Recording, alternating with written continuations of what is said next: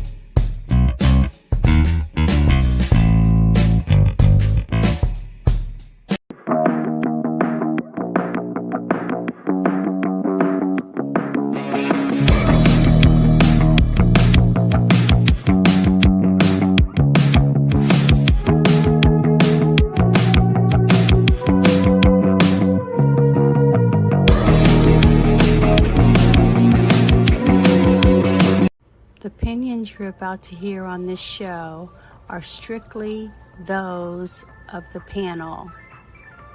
The following program is rated TV MA-LSV. It contains strong language, sexual situations, and violence. It is intended only for mature audiences. The following program is rated TV MA-LSV. It contains strong language, sexual situations, and violence. It is intended only for mature audiences. I had it on loop. It's a shit show. Well, hello, everyone. Welcome to the Friday Night Shit Show. And welcome, Ruben and Orange Hat. Thank you for joining me this evening. Hope you guys are doing well. Oh yeah, it's good to be back on my other on my channel. 2025. Here we are. Uncensored stuff now. So yeah, that's awesome.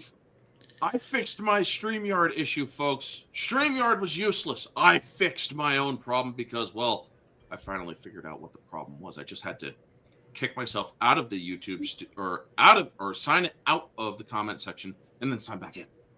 And it's like, hey, oh shit. Maybe now you can help other people with that problem because I'm sure other people have it. You know. Yeah. But how are you doing, Ruben? I'm okay. Just tired. It's been a long day. Yeah. Long week. Everything I was up late last night streaming, and then I got up early this morning, and then I've been streaming most of the day today. I streamed 6 hours earlier. What? Yeah, I did an baby eagles, American Eagles and stuff for a little bit to get ready for the, the whole thing with the Johnson deal. And I wanted to just be able to switch over and already be set up because I didn't know for sure what time they were going to do it because they were just walking around, whatever. Yeah. So I got that set up. And as soon as I saw it starting to go live and they were getting ready to do that, doing the gavel and all that, I went, oh, it's time. So I just switched over from the baby eagles, and I was posting stuff, like information about eagles and how long it takes to raise them and all that stuff. I was putting that in the chat, so I was trying to keep it as interesting as I could. But I had like 50 something people in there. It was only on X and Rumble. I didn't do it on YouTube. And then after I got the stuff happening with the speaker stuff, I added YouTube at that time, so that was like 2.5 hours or something after that. So that's basically discussing the speaker stuff. Yes, I got a little section on that. But the first thing I was thinking about doing, make sure I got it set up right. Okay. First, I want to play one thing I think is funny, so everybody can see it. But first, I want to say hi, and it's who's in there. Oh, it's Alex Webb. Hi, nice to see you. He's on yours. It's nice to see you. And then I see Orange Hat. And me. That's it right now.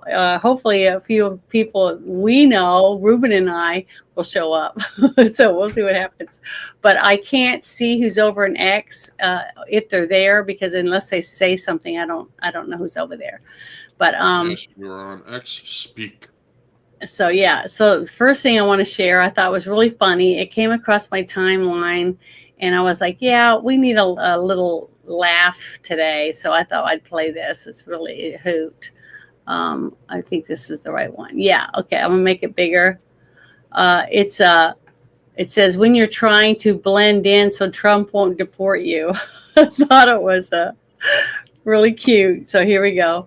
And it's just some guy who made his own video, but he's cute. He's adorable, I think. Hold on, I'm trying to get to.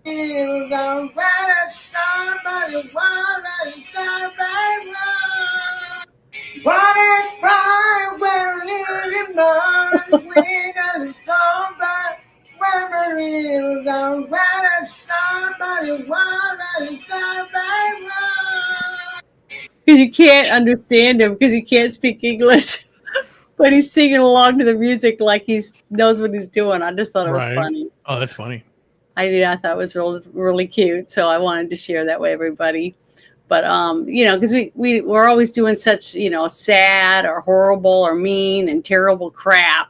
I thought that playing something little goofy at the beginning would be really good. Now I have this video to share about the people that got run over. Well, yeah, that's what I'm saying. That's what we've been talking about. That's what I've been talking about for 3 days. It's been really sad. But the next thing I wanted to talk about was let's see if I can find it real quick. Is this it? Yeah, this guy. But I'm going to put this up there, and then I was going to play. I'm going to make it bigger. Or here, I was going to do this. Mm-hmm.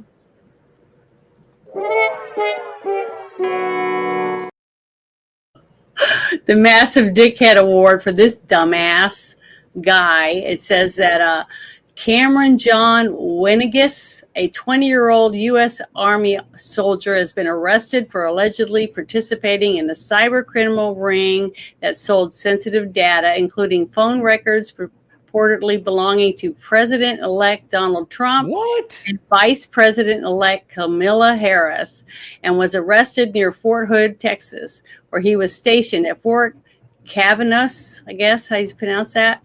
Wait, that's weird. Vice President-elect Kamala Harris? No, I said Trump, and then I said yeah, and then you said Harris. You didn't say J.D. Vance. The news well, is wrong. They wrote it this way. See how it's written? Oh, okay, yeah, I get it. Okay. They fucked up. Yeah, they fucked up. So I'm sorry, but it's a shit show. Nobody's perfect. So I don't really care. Exactly. But it says previously assigned to a network communications in South Korea, Wengis was described by his mother as a tech-savvy operating online under the alias Kyber Phantom. He's accused of hacking 15 companies, including AT&T and Verizon, and selling stolen phone records in online forums as recently as November. Federal investigators believe the data breach involved multiple high-profile targets and extensive black market operations. I was like, you gotta be kidding me. But what a dickhead, to do that. All this shit for what? Money? Okay, and he's a dweeb. I mean, this doesn't have anything. It's just moving. It's like a meme or whatever you want to talk it. But this guy right here, it's pathetic. I'm so sick and tired of people stealing information from us. You know what I mean? Mm-hmm. But what a jerk. I just had to share that because that's what he is, an asshole, dickhead. Well, if we did anything more permanent about it, it would be called cruel and unusual punishment because, they're just giving away people's livelihoods, privacy, and stuff like that. I'm sorry. We should make it so your livelihood is basically. But do you guys want me to share that in the chat? I'm going to share that link in the chat so people can read that if they want, since most people haven't even heard about it yet. I'm going to post it in here real quick because it goes to YouTube. Oh, hi, Low Spec. Thank you for joining us. And Rye Davis, hi. Thank you so much for coming in and saying hello. We're just getting started. I just showed the Massive Dickhead Award, but I'm going to run over really quick to, I can't. I don't have them open. Damn it. All right. Well, I can't share them. I can't share it right now, but I was going to share it so everybody could see it, but I have it on the chat here. I hate it. And that's the one thing. Every single time we're done with our stream and it asks me how it was, I write on there, if there's something I want different, please make it so I can talk to my other streams. Mm-hmm. You know, I have to open 5 pages just to be able to talk to people. I think it's ridiculous. But yeah, especially since it's a paid service, you pay them to be able to use it. And I'm not making any money. I'm not monetized on anything yet. Okay, well, the next one that I wanted to open was, I think it's this one. Yeah, about this judge that's sentencing Trump on the 10th of January before he's going to be inaugurated. Oh, Jesus. So I hope you guys are ready for that. It says President-elect Trump bid to toss his conviction in his New York criminal hush money case was denied on Friday. New York Judge Juan Merchan rejected Trump's request to vacate the verdict in the case based on the Supreme Court's presidential immunity decision. So it says that Merchan noted that he is still reviewing the other motions filed by Trump to dismiss the case. Sentencing will be January 10th at 9 a.m. with the president-elect having the option to appear in person or virtually. So I've had a lot of my friends say, "Oh, that never happened. That's been thrown out." Blah blah blah. And I said, "Well, we'll see, won't we?" And I waited long enough, and so far I'm still right. They're gonna try to put him in jail or make him wear an ankle bracelet or something because he's got 34 counts against him right now. Felony. If they do sentence him to anything, then he will legally be a felon. So we might actually have a felon and a hillbilly in office. Here's the thing. They won't sentence him to jail because he's going to be inaugurated this month. They will not sentence him to house arrest or ankle bracelet or any of that. This crime does not, or the felonies they put on there does not fit any, or it's a victimless crime for one. For two, this judge, if he does try to go extreme, he's a fucking idiot. He will, or because, no, he could cause, or we all know that Biden's causing as much chaos as he can before he gets out of office. This Judge Merchan can actually cause a lot more chaos too. However, I do not think that there's going to be much that comes out of it due to the fact that Trump is going to be inaugurated soon. Because this takes place on the 10th, which is a week from now, and this is obviously after the 6th, which I'm still looking forward to seeing Kamala Harris have to frickin' certify these votes. Oh, it's just beautiful irony. But this whole thing with Merchan, it's one, yes, they can say, "Oh, we got Trump. He's a convicted felon." Here's the thing. He will appeal. It will go through appeal. It will shred through the appeals course successfully, shred in a good way. And everybody's like, "Well, not if these judges are." It's like, so what? They're black. Who cares? I don't care about their skin color. I care about their reputation. And the appeals course or courts, if you're an appellate judge, you are higher than a normal judge, meaning you are actually under a lot more scrutiny. Merchan can be disbarred for what he did. He can honestly lose his right to practice law in or he can also get kicked off the bench. Because a lot of the stuff he did was a clear violation of constitutional rights or for Donald Trump.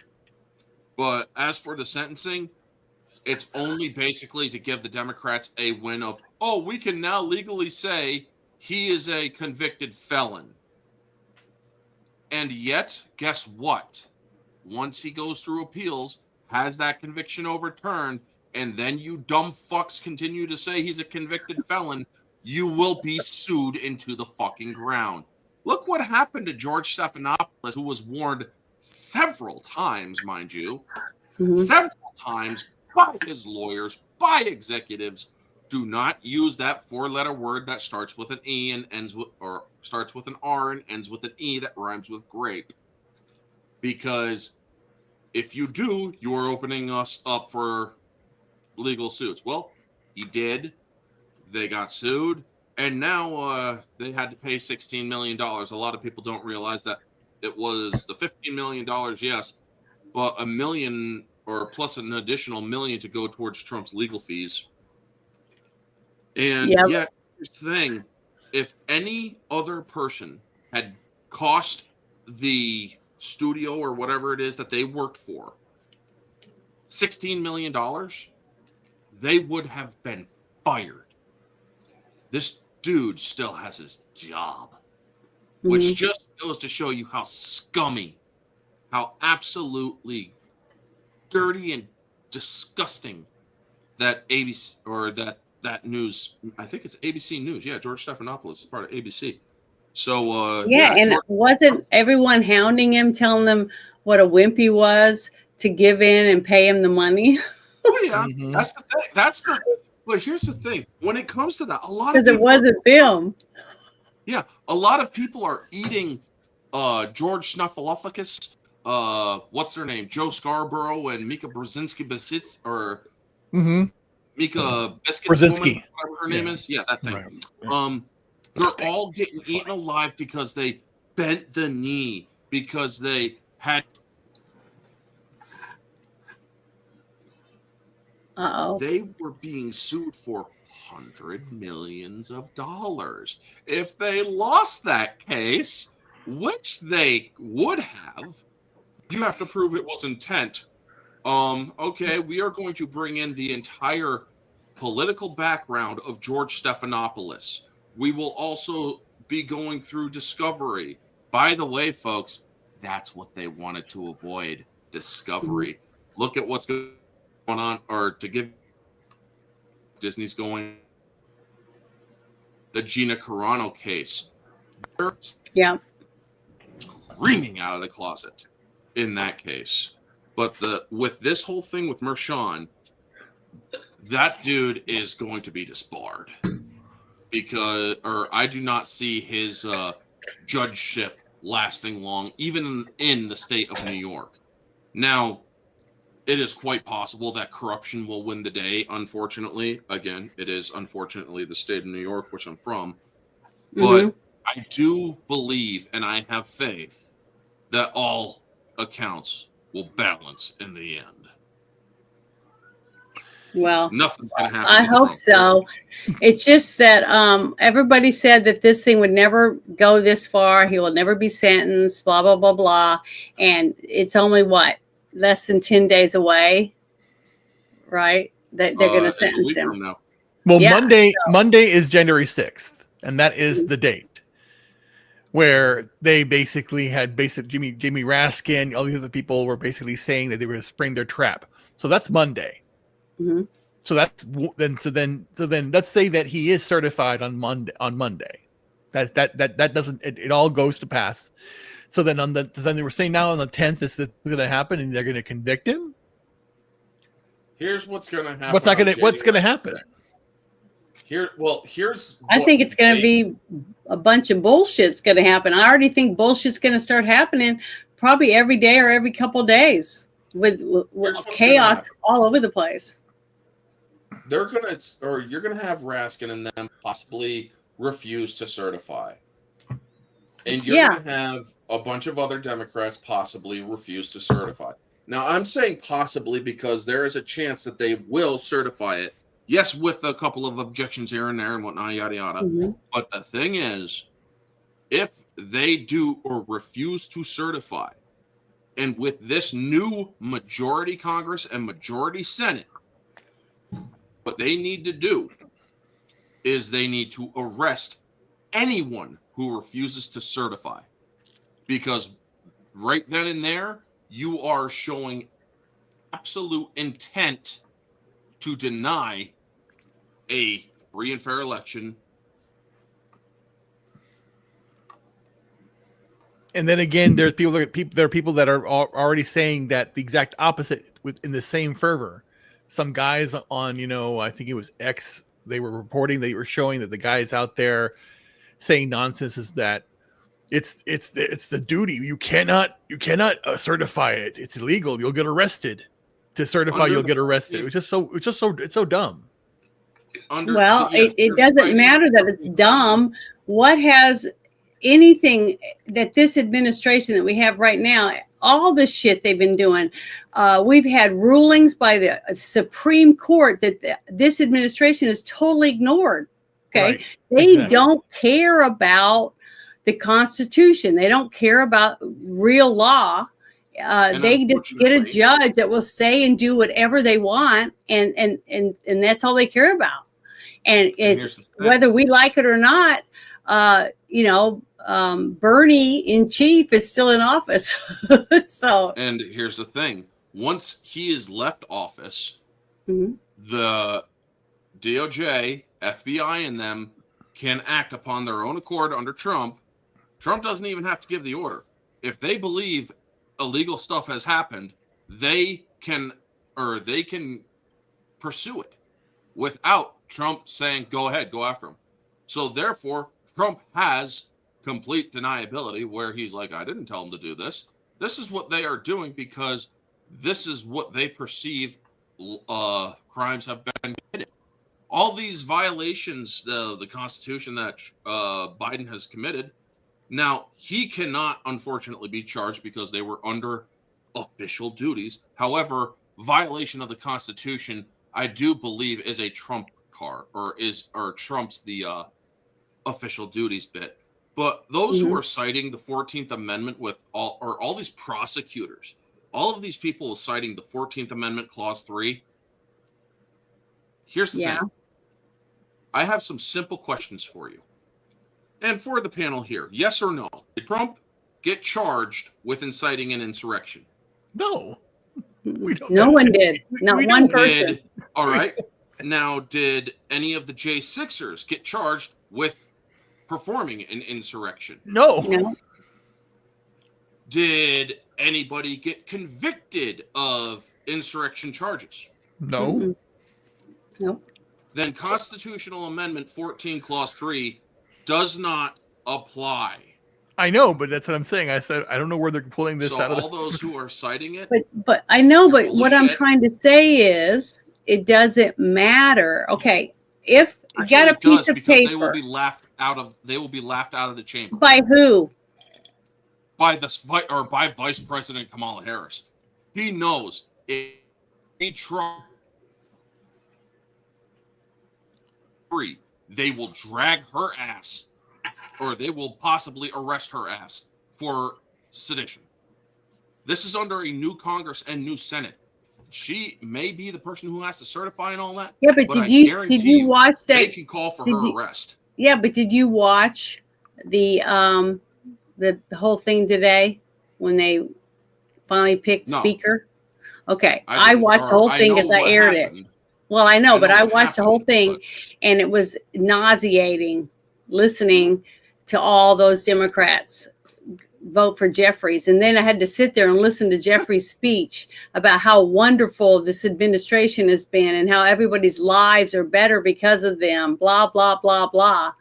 So that person and all those people that voted for Jeffries are all going to say whatever they're told to say and do by this administration. So I'm just saying they're not going to. Not one of them voted for Johnson. Okay, but three of our Republicans didn't vote for Johnson, and that was really close to hurting us to where we'd be stuck with Jeffries. Okay, so they cared more, especially this one person, that Massey, that voted against it, that wouldn't vote for Johnson, wouldn't change his vote. He doesn't care about Trump being president. He doesn't care what the people want. He just cares about whatever it is that he thinks is the most important. So you either got to bend the rules a little for yourself, saying, well, I will never date a prostitute. But then you find out the prostitute is been not a prostitute for 10 years. They're working on themselves, and you really like that person. So you bend the rules a little sometimes if it's the benefit of others. That type of thing is what I'm trying to say. And some people just aren't going to do it. They don't give a shit. They'll let the whole building burn down around them before they click the yes mark on the ballot. And that's sad because that's where we're at. Janet, a friend of mine, NB Geek, wants to join if that's okay. Okay. You want who me to is send it? him the link? Yeah, go He's ahead. A friend of mine, NB Geek. Yeah, go ahead. And but the thing is, there you go, NB. That's part of the problem. But okay, well, I'm going to go ahead and close this one, and open the next thing that I've thought was interesting. Let's see, make sure I pulled the right one. Okay, just 1 second, and I'll add them. Darn it! He's got, or he's coming in. Here it is. What? Yeah, I think he's in here now. Yep. So, okay, this is what I want to talk about. Johnson being picked. Well, hello. We just call you NB. That normally works. Janet. NB Geek. You Okay. can call me NB or NB Geek. Most people just call me NB. Well, okay. Well, welcome. Thank you for joining us this evening. Janet, can I say this? In the few minutes I've heard you talk, you are just one, and I hope this doesn't come off the wrong way, but just one badass bitch with what you were saying. I mean, just, I'm like, oh, yes. I'm like, that's why I want to come on. I'm like, holy shit. I'm like, ooh. I was getting goosebumps. Down, boy. Hey, what can I say? I'm getting goosebumps the way she talked. Anyway, I'll shut up now. Okay, well, welcome to this shit show where, I just want everybody to be themselves. I appreciate it if you, give your opinion about what you honestly believe about whatever it is that we're talking about. Because to me, our real feelings, I think the audience can tell whether or not you're full of shit or not. You know what I mean? Because I can tell. I'd be watching the show and I go, that guy's a fucking prick or whatever. Because I know they're lying through the teeth. And most of these people are assholes. They don't give a shit about the taxpayers at all. And they're going to do what they want to do. And until someone puts bracelets on them and takes them to prison, they're going to keep doing it. That's just the past has shown us that. This last 4 years, how many people have you seen arrested for breaking any laws or going against the Constitution? I haven't seen any. So I don't think they give a shit about the next 30 days. They're going to do anything and everything to disrupt everything that this red wave that we just had on election day. They're giving them this. This is what they're doing. They're doing this to all of us. They don't give a shit. Okay. So unless we talk about it and share facts with people, nothing's going to change. So, if there was a real insurrection, I definitely could tell you with 380 million people in the United States of America, right? How many of them own weapons? And how many people actually showed up at the Capitol with guns to take over the Capitol? Nobody. That's the reason why I say that's why I'm saying it wasn't an insurrection. It's bullshit, and everybody knows it. No. But since you brought that up, I'm sorry, Jan. But I'm going to say, how many people died that day at the Capitol? One. Mm-hmm. And it was an unarmed civilian woman who got shot through a fucking window.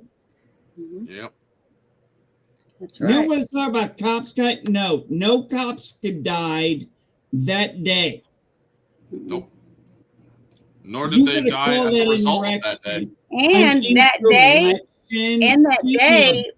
we heard testimony that 26 agents, secret people hiding amongst the crowd were there too, involved in going into the Capitol, some of them. So, there's a whole shitstorm right there. And I hope that's one of the things that Trump does have a special group come out and dig all the facts out, because we still have American citizens sitting in jail, even though the Supreme Court said they should be released. If this is the charges against them, they should be released. They're still there. So this administration doesn't care about the Constitution. They do not care about the law. And they've many times already denied our Supreme Court from what they've told them to do. And they've just denied it. They don't care. They gave up. Uh-oh. Shit, we lost him. We lost him. Hopefully he'll come right back. But here's the thing. I do want to say one thing before we go. Mm-hmm. Before we trans over to another topic. I wanted to talk about this. The J6 thing. Mm-hmm. Final thought on this. If it were right wingers staging an insurrection, we would have succeeded. Mm-hmm. We would have succeeded. I'm telling you now, we would have succeeded until the army came in and properly kicked our ass. But the thing is, if the right were to stage an insurrection, one, it would be armed. Yeah. Two, it would be way more than the people who walked into the Capitol that day. I'm talking millions. Well, what I don't understand, Orange Chat, is how everybody is like, that was an insurrection. I'm like, seriously? Mm-hmm. I spent 20 years in the war, fighting against terrorists in my AOR, and I'm supposed to be worried about a couple of people walking around with flags, poles, and cameras. I mean, sorry, I'm not buying it. It's bullshit. And I've seen the video. They let the doors open. They paraded them around. Yet we just had a terrorist attack in Louisiana. Yeah, a real one. Through people in New Orleans. Yep. Oh, but we don't want to talk about that. But we already did. No. I said, no, the whole thing was, that I can't remember who said it, but they said it best. Every day the left has woke up since 2021 has been January 6th. It's the only day they care about. That's the only day. And I'm like, you dumbasses, the War of 1812, the fucking Capitol got burned down by the Brits. So did the White House. I don't think the White House was built at that time, but I could be wrong. The first White House was built at that time. The second White House was built later. Okay. I'll take your word for it and double check my facts. But the Capitol was burned down, and if you're saying, and you're right, the White House was burned down, yet somehow our government still survived. Mm-hmm. But that's what I was bringing up was the fact that of the numbers of people that I was watching today during my stream about the live, the voting of who they wanted to be the speaker, and watching that, I was just, my stomach, I just had a hard time just sitting there and listening to some of the bullshit and the outrageous yelling and hollering out of people, trying to disrupt, the smooth, court, the way it was run. And it just made me sick to my stomach. And I was so worried that we were going to get some dumbasses that were going to actually let Jeffries win. I was really scared there for a little bit, What is and it about Jeffries it didn't they happen. So I'm glad, because Johnson did get reelected. So now he's speaker again, and I know Trump is the only reason why I think that he did get it. Yeah, but I really here's do. the thing. What is it about Jeffries they love so much? I don't even have a clue why they vote for that guy. I can tell What you. is I it can about answer that. him? It, Okay, ahead. or it's go a for very, it. Go for it, Orange. I'd love to It's hear a it. very simple reason. He's black. No, he's discount Barack Obama. Yeah, but did you see his mannerisms, the way he held his hand, Yeah, the way he was speaking, He tries to be everything. Barack Obama. Yeah, Right. definitely. You And can't be and Barack that's one Obama. reason why they were all backing him, because of who he is and who is his potential for the next election. See what I'm saying? For the Yep, I Democrats, do. they're trying to push another few people out there to say, see, he's our shining star. We're going to have to bring him up. But what made me sick, though, today, I have to say this, was as soon as I saw Nancy Pelosi walk out there, I went, oh, you got to be kidding. This woman supposedly fell and broke her hip, and now she's up and about, and now she had to be there today to show her face so that nobody would not vote for Jeffries. Because, man, every Democrat straight down the line. That's all they anybody can say whatever they want. They call them Democrats or whatever they want. But the thing is, the Democrats stick together. How long has she been They in do office? what they're told. I gotta check that. I don't know. She's been in office as long as I've been It's alive. deeper than that, Janet. It's not they don't do what they're told. They have no thought. It's a hive mind. It's all lock and step. It's the Borg. It's just a, Yeah. I actually, stand for nothing. Ruben, I saw something very similar to that in the media where where I saw a montage and I took a video of it and I was like, we are the Borg, resistance is futile. I'm just like, everything was the same freaking talking point. And I'm like, I'm like, are we the only people who are independent and can think for ourselves? Because it's institutional. But again, the one thing that was going around a lot that I heard people that I saw that were liberal complaining about MSNBC, they used the term that the mainstream media was using. Like they said, Mika and Joe bent the knee to Trump. Like they did. And why did they use those terms? Bend the knee. Everyone was saying bend the knee. Why would they use that term? What does that imply to you? Well, I'm ahead. sorry. Did you? Or, No, yeah, I'll let everybody. everybody. Well, I could tell you to what. me, bend the knee, when I hear that, it just means that you're going to bend over and take it up the butt, or you're going to bend over and suck someone's dick. That's it. No, That's what it that's means. not it. Bending the What do you knee think it means then? Or chat? Bending the knee means, or bending the knee essentially is the old adage of you are submitting to the new rule or the new thing. It's a submission. Now, Not a sexual submission. It's it's a submission to new authority. But see, they want to make Trump sound like he's a dictator or a king or something. Right. Oh yeah. Okay. And that does fit, does fit with the narrative they're trying to push. Yeah. Okay. So that's does for them though. Do you see what I mean? I know, but you either fall in line when they tell you you're going to vote this person or you're going to do this. When Nancy Pelosi snaps her fingers or whatever, right. If they don't do it, they know they got hell to pay on the other side of the door.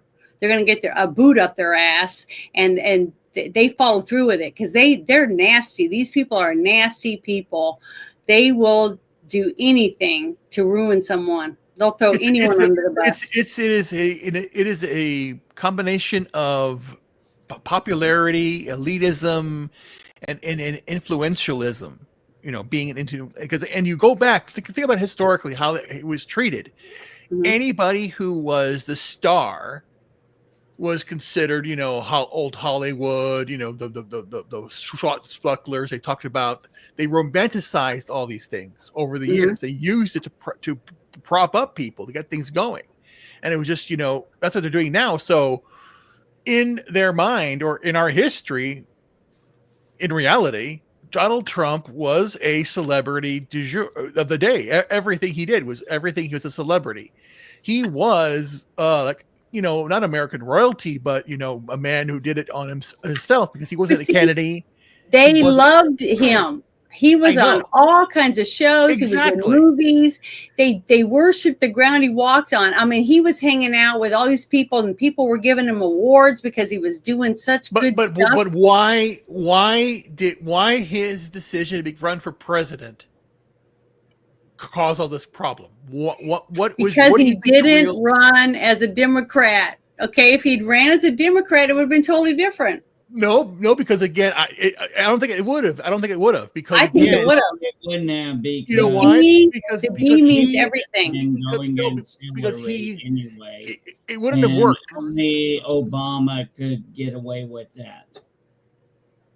You want to know why Donald Trump or people absolutely hated Donald Trump? It was because he was running as a Republican.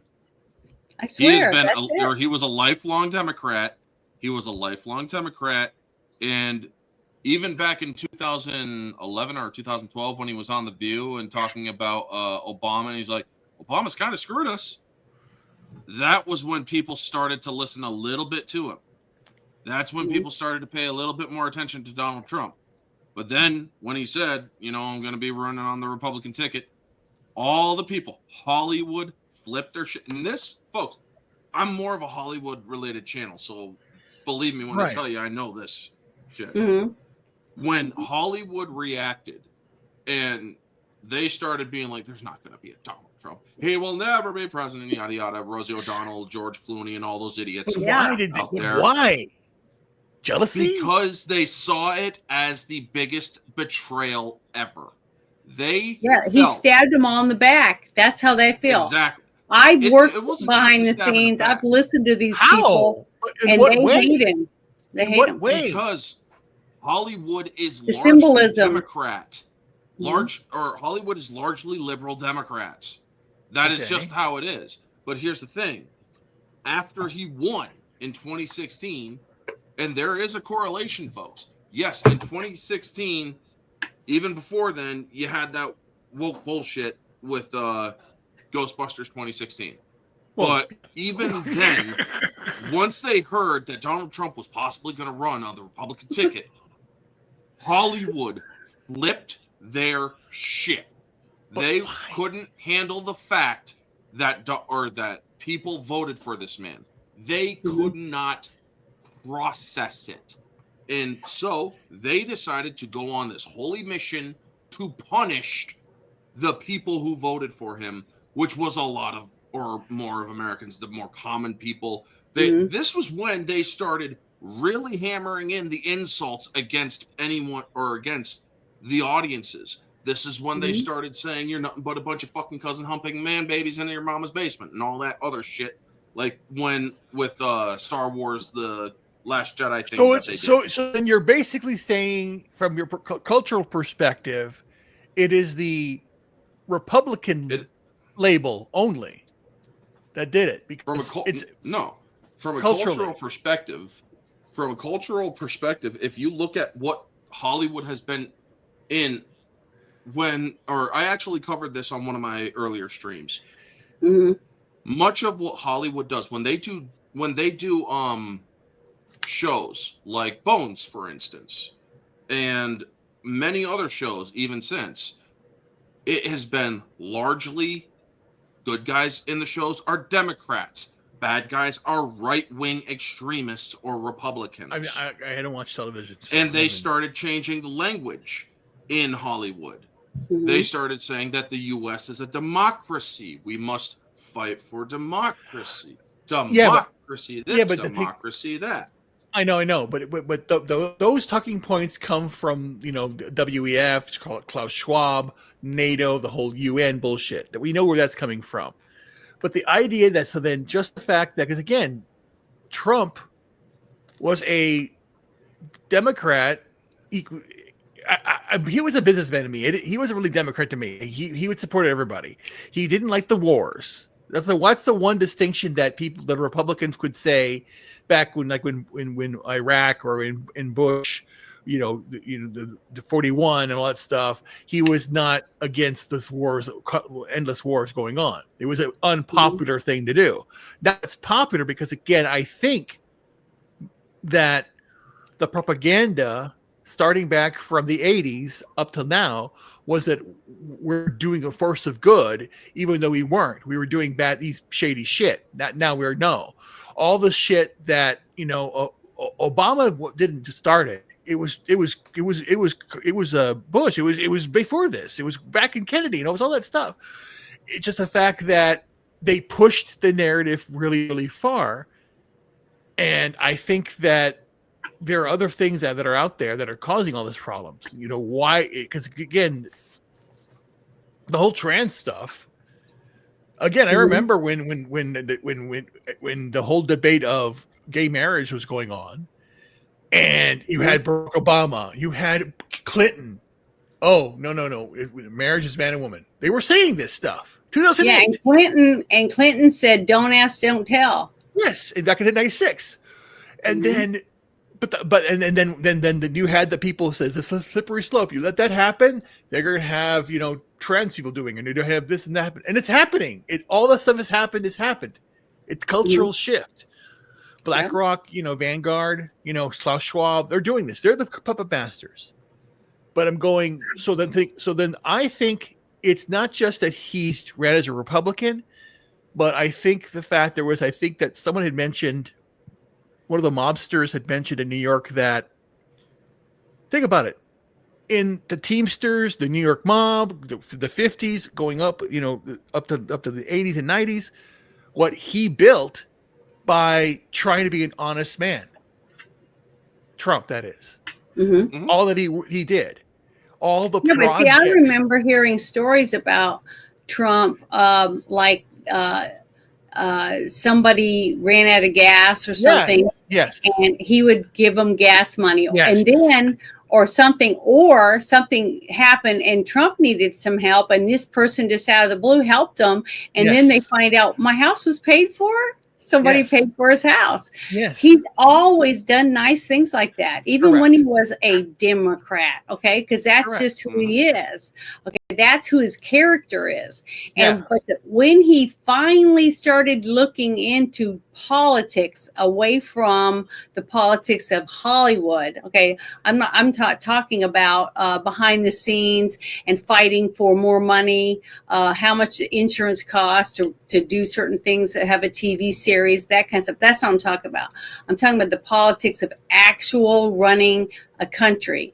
Once he started listening, because I remember the interview, I think it was him and it was Barbara Walters or somebody. Everybody called her Barbara Wadwa or whatever. When she interviewed him and she said, "Would you ever decide to run for president?" And he goes, "I might. I wouldn't." I know, but here I have the answer to everything right now. I don't know why it just came to me. Trump is a man that can do anything he puts his mind to. Period. He has an idea and he puts his mind to it. He accomplishes everything he has done. And the one thing that was the most influential in the last 4 years, as we know, since the COVID bullshit happened, is the rise of the podcaster. And we can say freedom of the press. No, and I could say right now that the best podcaster of 2024 was Donald Trump, because he was on the biggest podcast in 2024. So the point is that how did Trump get there with Joe Rogan? He did it because he's always been himself. think about it. Everything that Trump has done, you've heard him talk to, like he was with Michael Jackson when he went through his all the things that Michael Jackson went through. He was there with Magic Johnson when he had his problems, Michael Jordan his problems. He was there with who was it? Sammy Davis Jr., Frank Sinatra. Who else was he there with? Everybody. I've seen pictures of him with Elvis. He knows everybody. But that's what Trump does. Trump is, hey, I want to make America better. He's always had that vision. He's always said that. He wants to make America better. He wants to do these things. He helped New York do these things. And he's not selfish. He's not, right. Okay. That's the whole point. Because that's one of the things that I've talked about many times is his character comes across even when he's not speaking. Yes, he's loud. Yes, he's obnoxious. Yes. And bold. Okay. All those things. He's a real man. He's a man that thinks that I'm a man, and if I want to beat on my chest or swing from a vine, I should have the right to do it. But he's also sensitive and caring and real. Okay. Yeah. And that's why, remember I said, that's what changed my point of view, because I wanted Ben Carson. I really liked Ben Carson. I thought he was smart, blah, blah, blah. And then that day when I saw him in that veteran big thing with a group of veterans, and there's a veteran with no hands, and he had hooks, and he was with his wife, and he walked up to him, and instead of trying to just go, oh, hi, he put his hand on the guy's face, and he was talking to him and tapping him with his other hand on his shoulder. That is compassion for another person. And when I saw him do that, I was won over, because that you can't fake. You cannot fake that type of compassion. And that's when I realized this guy could really change our country, because he's a businessman. And if he can get in there and make some changes, we can start running our country more like a business and not waste so much money and help people. But they already had everything set up for Hillary, and they were going to bring in the COVID and give the people the jabs, and they were going to put people in 15-minute cities and all this stuff. This was all laid out, and Trump put a knife right in the middle of their plans. NB is backstage. They hate him. They hate his guts. NB is backstage. Oh, he is. Backstage. I don't see him here. Well, he was. Okay, well, he's not there now. I'm sorry. Try again, NB, I guess. Sorry, I didn't see you. I didn't hear the beep. Because normally it goes boop or whatever, makes that noise. Yes. But as soon as I see him come back, I'll add him. But the next thing I wanted to bring up, I thought was pretty interesting, is hold on, I've got to get it set up here. I'm so slow at all this stuff. Let's make sure here it's about the Cybertruck and the guy with the Cybertruck. Bring that up real quick. Here we go. Okay, soldier who died in Cybertruck left writing criticizing government. Okay, so I'm gonna play this. Wait, what is read the whole thing? You didn't read the whole thing. No, I just read the top part right here. Authorities say. We got a video, so yeah. Authorities say, yeah, and which means this bullshit. Okay, it says a decorated Army veteran likely suffering from post-traumatic stress disorder called the U.S. government leadership weak, and appeared to acknowledge he purposely blew up a Tesla truck at the entrance of Trump International Hotel in Las Vegas on New Year's Day. Then it says Dory Corin, an assistant sheriff for the Clark County, Las Vegas Metropolitan Police Department, said investigators were able to access one of two phones found in the Cybertruck and viewed writing in an app that served almost as a journal, documenting some of Matthew Allen Livesberger's movements and state of mind December 21st on New Year's Eve. Two letters in the phone app appear to point to a motive in the blast, Korean said. In one, he tells fellow service members, veterans, and all Americans it's time to wake up because the country's leadership is weak and only serves to enrich themselves. A second letter appeared to shed more light on Leisberger's thinking. We are the United States of America, the best country to ever exist, but right now we are terminally ill and headed towards collapse, the letter said. This was a terrorist attack. It was a wake-up call. Americans only pay attention to spectacles and violence. What better way to get my point across than a stunt with fireworks and explosives? I need to cleanse my mind of the brothers I've lost and relieve myself of the burden of the lives I took. Okay. Leisberger expressed other grievances, including about conflicts elsewhere, domestic issues, social issues, and personal challenges. He noted investigators continue to go through evidence found on the cell phone, and the Las Vegas sheriff, Kevin McCahill, or something like that, said investigators have been unable to access a second phone found in the Cybertruck. Spencer Evans, special agent in charge of Las Vegas FBI, said Friday at the media briefing authorities have not established any firm connections between the Cybertruck explosion and the alleged terrorist attack that occurred in New Orleans only hours earlier that killed 14 people on Bourbon Street. The only links investigators have established appeared incidental and coincidental, Evans said, adding that suspects in both cases rented their vehicles from the same company. Evans added that the investigation determined, along with, sorry, my mouth is so dry, that the Army, that Leisberger likely suffered from PTSD, and that investigators are aware that there were potential family issues or personal grievances of his own life that have been contributing factors. But they both were at the same military base. That's one thing that they didn't say anything in this. It says Leisberger on Thursday was definitely identified as the suspect behind the blast. The Clark County coroner determined that he died from a self-inflicted gunshot wound, which, you know, I talked about on my show because they found the gun, the burnt up gun, at his feet in the truck. It said that most likely died while the Cybertruck simultaneously exploded. Authorities said that they were able to identify Leisberger's body, badly burned, though, various ways, including tattoo and DNA. So this is a story that says it's developing. So now I'll go back up and we'll watch this. Does it say there does it say what the gun he used was? Well, I don't know what it was, but I showed it on my show when I had. I have it in the Friday Night Shit Show chat. Remember, it had the 4 pictures, and it showed the gun, the picture of the gun there, and then it showed his elbow because they marked the tattoo, and then a couple other things inside the truck. But yeah, the gun's there, but I don't know what kind.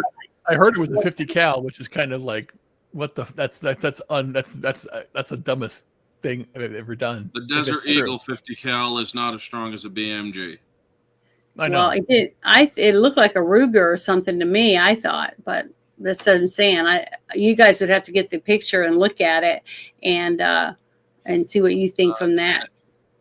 Before we play this, I sent you a podcast that John M. is talking about, the Sean Ryan interview with Sam Shoemate. It covers the manifesto. I think I have that. I think it's one of the things I have, but he hasn't come down. I was going to see if I need to add him again. But he's not there, so I'm gonna go ahead and play the video, okay? Yep.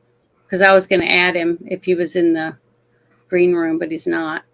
So here we go. You have been listening to officials in Las Vegas update the public on their investigation into that New Year's Day attack, that Cybertruck that exploded outside of the Trump property there. A couple of key headlines just to flag for you that we heard from the sheriff there. They have confirmed, in fact, the identification of the person who was inside that vehicle as Matthew Leifelsberger. They are calling this, according to the FBI, a tragic case of suicide. They do not believe there were any other actors involved in this incident. and they do not believe that there is any further threat. They also, you just heard them say, do not at this point in time see any connection between the horrific attack that occurred in New Orleans on the same day, on New Year's Day. A couple of other key headlines. Just remarkable video that we saw of Livelsberger, according to authorities, as he was driving from Colorado to Las Vegas at charging stations. There's that Tesla Cybertruck there. Essentially, this video showing the Cybertruck as he is essentially charging the Cybertruck.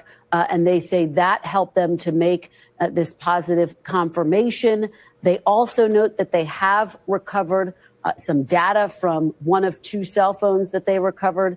One of the cell phones had a note application. They found two notes. One of them said, quote, "Time to wake up," calling the U.S. leadership weak and obsequious. A second letter said, quote, "We are the United States, but right now we are headed toward collapse." So again, saying that they do not believe that there is any connection between what happened in Las Vegas and New Orleans. Let's head now to NBC News correspondent Antonia Hilton, who's been following this story for us. She joins me now. Antonia, I laid out some of the top lines there. What were the key takeaways for you? Yeah, I think what I would add to what you just laid out there, Kristen, is that this is now moving toward a story that I think is going to really center on his mental health, the PTSD that officials mentioned he likely was suffering with after serving his country. And they mentioned very vaguely that he may have had other interpersonal issues or mental health challenges that he was facing more recently as well.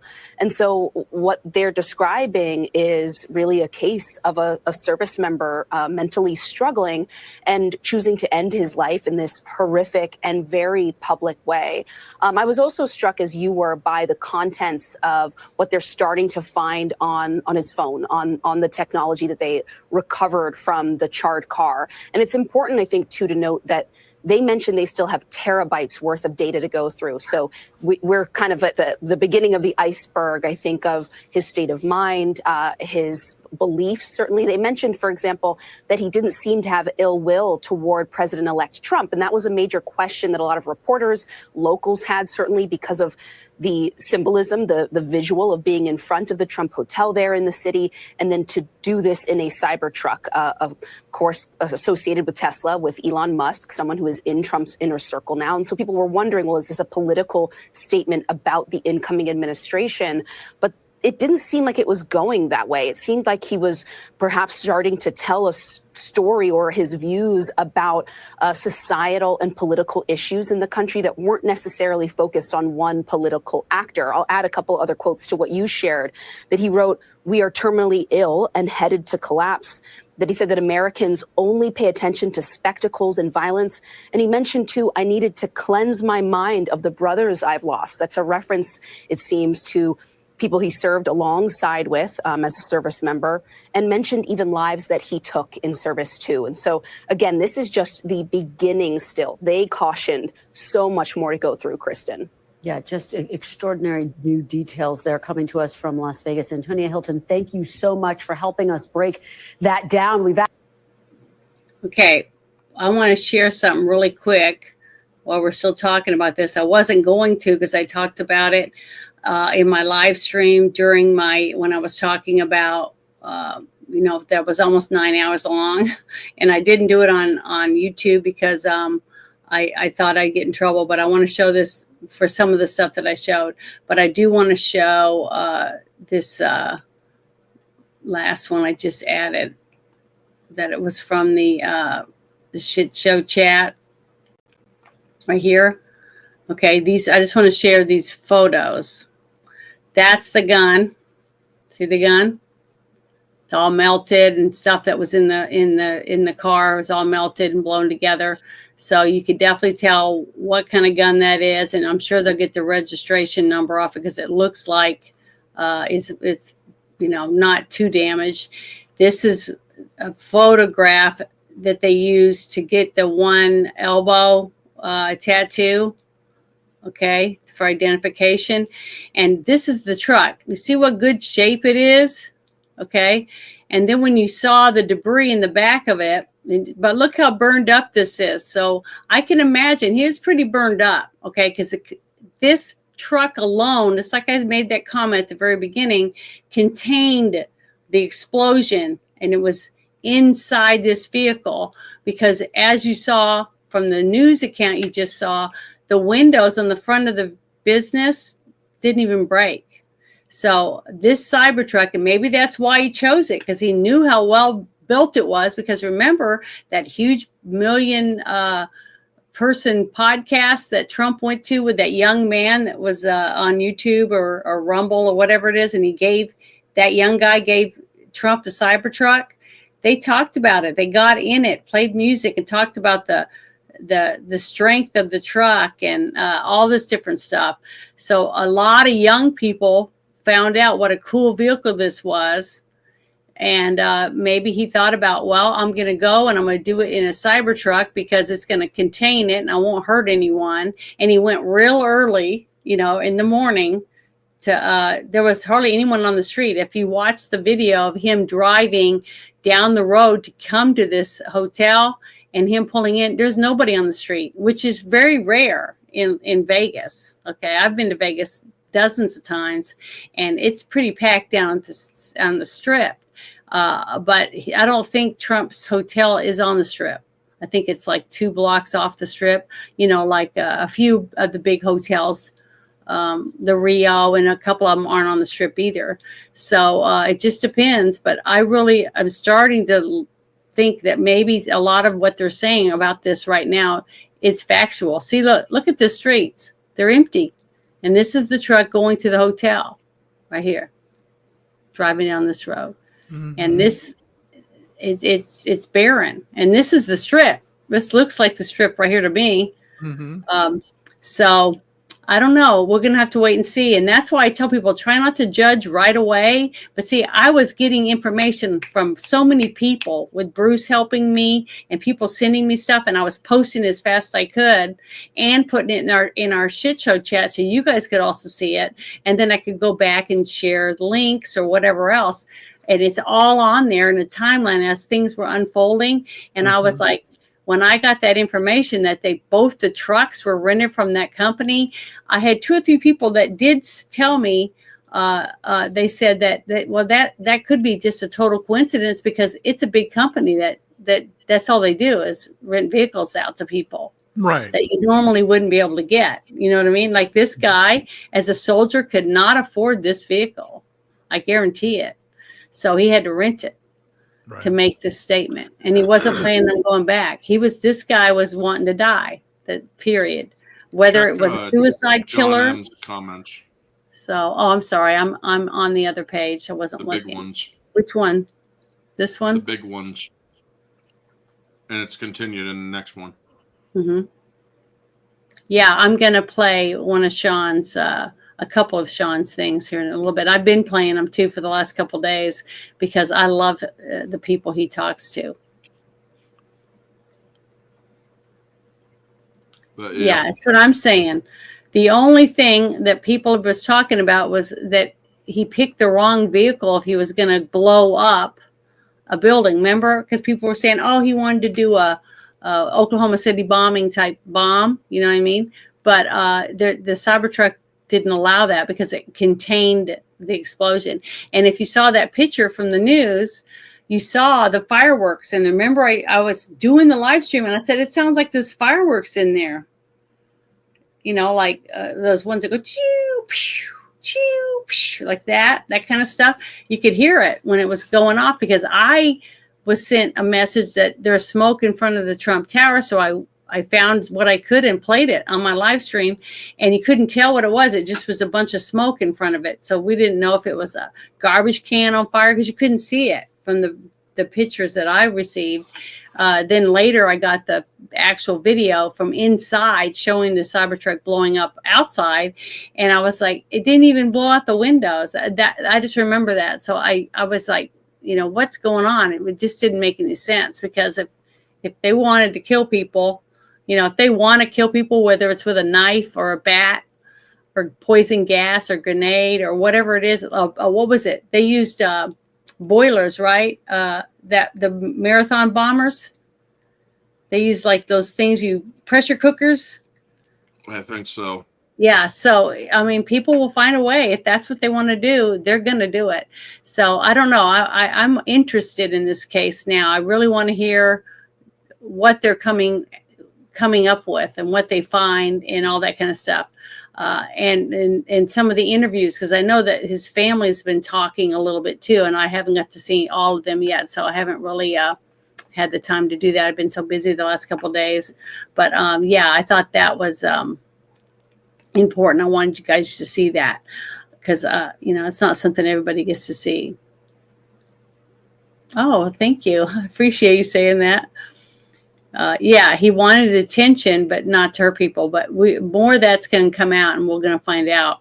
I think way more. That's why I'm kind of happy because when I was watching the people at the podium when they came out and spoke, it was Landry, the governor, and the mayor of the city of New Orleans, and then it was the police chief, and then I think Kennedy was there talking.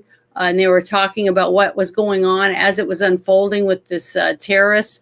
And I've worked down there many times. I've done all kinds of TV shows and commercials and all kinds of stuff. And I've taken people down to the quarter to party, because that's a party. That's the party area. And it's in a grid, grid pattern. It's got like straight lines because one street is one way this way and the other one is the other way. One way that way, like that. That's how the whole thing is set up. And there's usually very few cars down there because the road is one way for one car and there's area to park and people live there. There's restaurants, there's businesses, there's stores, and every single street has balconies because people stand above the balconies and throw beads and toys, confetti. And I was trying to show people it's going to take them hours to go through the grid pattern to find all the IUDs and everything that they were looking for, because I go, there's no telling how long it's going to take because of the debris that's everywhere. If anybody's ever been to Mardi Gras or Jazz Fest or anything like that, and you see the trash cans and shoes and cups and bowls and hats, and there's just debris everywhere, stuffed animals, just everything. They have to look at each thing, especially because they don't know if he put bombs inside of a stuffed animal or I don't know. It's just I trusted them because I used to live there. Okay, I lived there. I went to the quarter almost every weekend. So it's like I just think the whole thing is horrible. And that guy, on purpose, when you saw the other video that I showed, you saw him going down the road and he had the flag on the back, the ISIS flag sticking up, and he just barely passes that police guard. He makes a hard right down Bourbon Street. And he ran over people that were in the sidewalk right there as he was going in. And then he just put his foot on the gas and was driving through there as fast as he could to run over as many people as he could because he was trying to make a statement. Okay. He wanted to kill people. So that's a huge difference. And I agree. I'm leaning towards maybe this guy was like that one guy that said he was on the tower, ex-military guy. He was on the tower and he was shooting people from there. And then he left a message saying that he wanted his head to be examined or to do an autopsy on his brain. Okay. So a lot of people do weird stuff when they're going to have death by suicide, basically, or death by cop. So one of the things. Go ahead. When it comes to the Bourbon Street terrorism thing, that FBI agent woman that said this is not a terrorist attack. Yeah, she's an idiot. One of the things. The thing is, I believe she was strictly a DEI hire. And I know a lot of people are going to say, oh, you're racist for that. Fuck you, first off. Secondly, the reason why I say is because of her lack of professional decorum and her lack of proper shit. Why is it that FBI agents, special agents, and anybody working for any government position is allowed to have a fucking nose piercing? Yeah, I saw that. You expect me to take a federal agent seriously if they have a fucking nose piercing or a freaking I don't know, one of those little things up by their eyebrows, or their ears are just like full of fucking metal. You expect me to believe that you have any sort of professional fucking conduct? No offense, but those kind of things, I'm older minded, folks. I do not believe that that shit is appropriate if you are working a serious job like an FBI or like a federal law enforcement individual. If you are in federal law enforcement, that shit, for one, is actually a danger, if I remember correctly, from a few sources. Because if say you are a freaking person that does the whole chasing down and you are a law enforcement official in the FBI, and you are in a scuffle with a person, like a perpetrator that's trying to get away, they turn around, see the freaking nose ring, grab, and rip. Yep. That's the kind of shit that these people need to think about. But obviously, this woman probably has never seen a day of action in her life, being a DEI hire and all. Yeah. Honestly, to claim that, or with that aside, though, to claim that it wasn't a freaking terrorist attack, and then other people are claiming it is a terrorist attack, do you not see the danger in which you are presenting to the American people? One is saying that it is a terrorist attack. Another trusted source is saying it isn't a terrorist attack. Who do you believe? Because causing that level of division is really not needed in a crisis mode like that. But that's one of the reasons why I was saying, when I saw all of them at the podium, okay, and I played their speech when they were all talking about what they were doing about the grid pattern, blah, blah, blah, blah. And I was saying, all of these people that you see standing in front of you, they're all different branches of government in the state of Louisiana. And the state of Louisiana's biggest city, which is New Orleans, and their whole industry revolves around one thing: tourism. And if they can't make the people believe that they could keep them safe, as they've done for 100 years, with people going to Mardi Gras, jazz festivals, football games, baseball games. I mean, they got baseball stadium. They've got everything there, right? And if I felt that I couldn't go down to the quarter or go there and not be mowed down or blown up or shot, I would go there. See what I mean? I'd go somewhere else. And that is what they got. That's why I know they're going to get to the bottom of it. And even though that woman said that, it wasn't even minutes later when people were saying, hey, there was an ISIS flag on the truck. Okay. And then other people were saying, no, there wasn't. And I said, yes, there was. And I started showing people. And I even showed a video or pictures of people from the balconies. And I'm telling you, people live there. So that's what I was trying to tell people. There's bars down at the quarter. There's restaurants. There are like voodoo shops. There's all kinds of stores. But guess what's above them? People's apartments. People live there, and many of them, or their Airbnbs.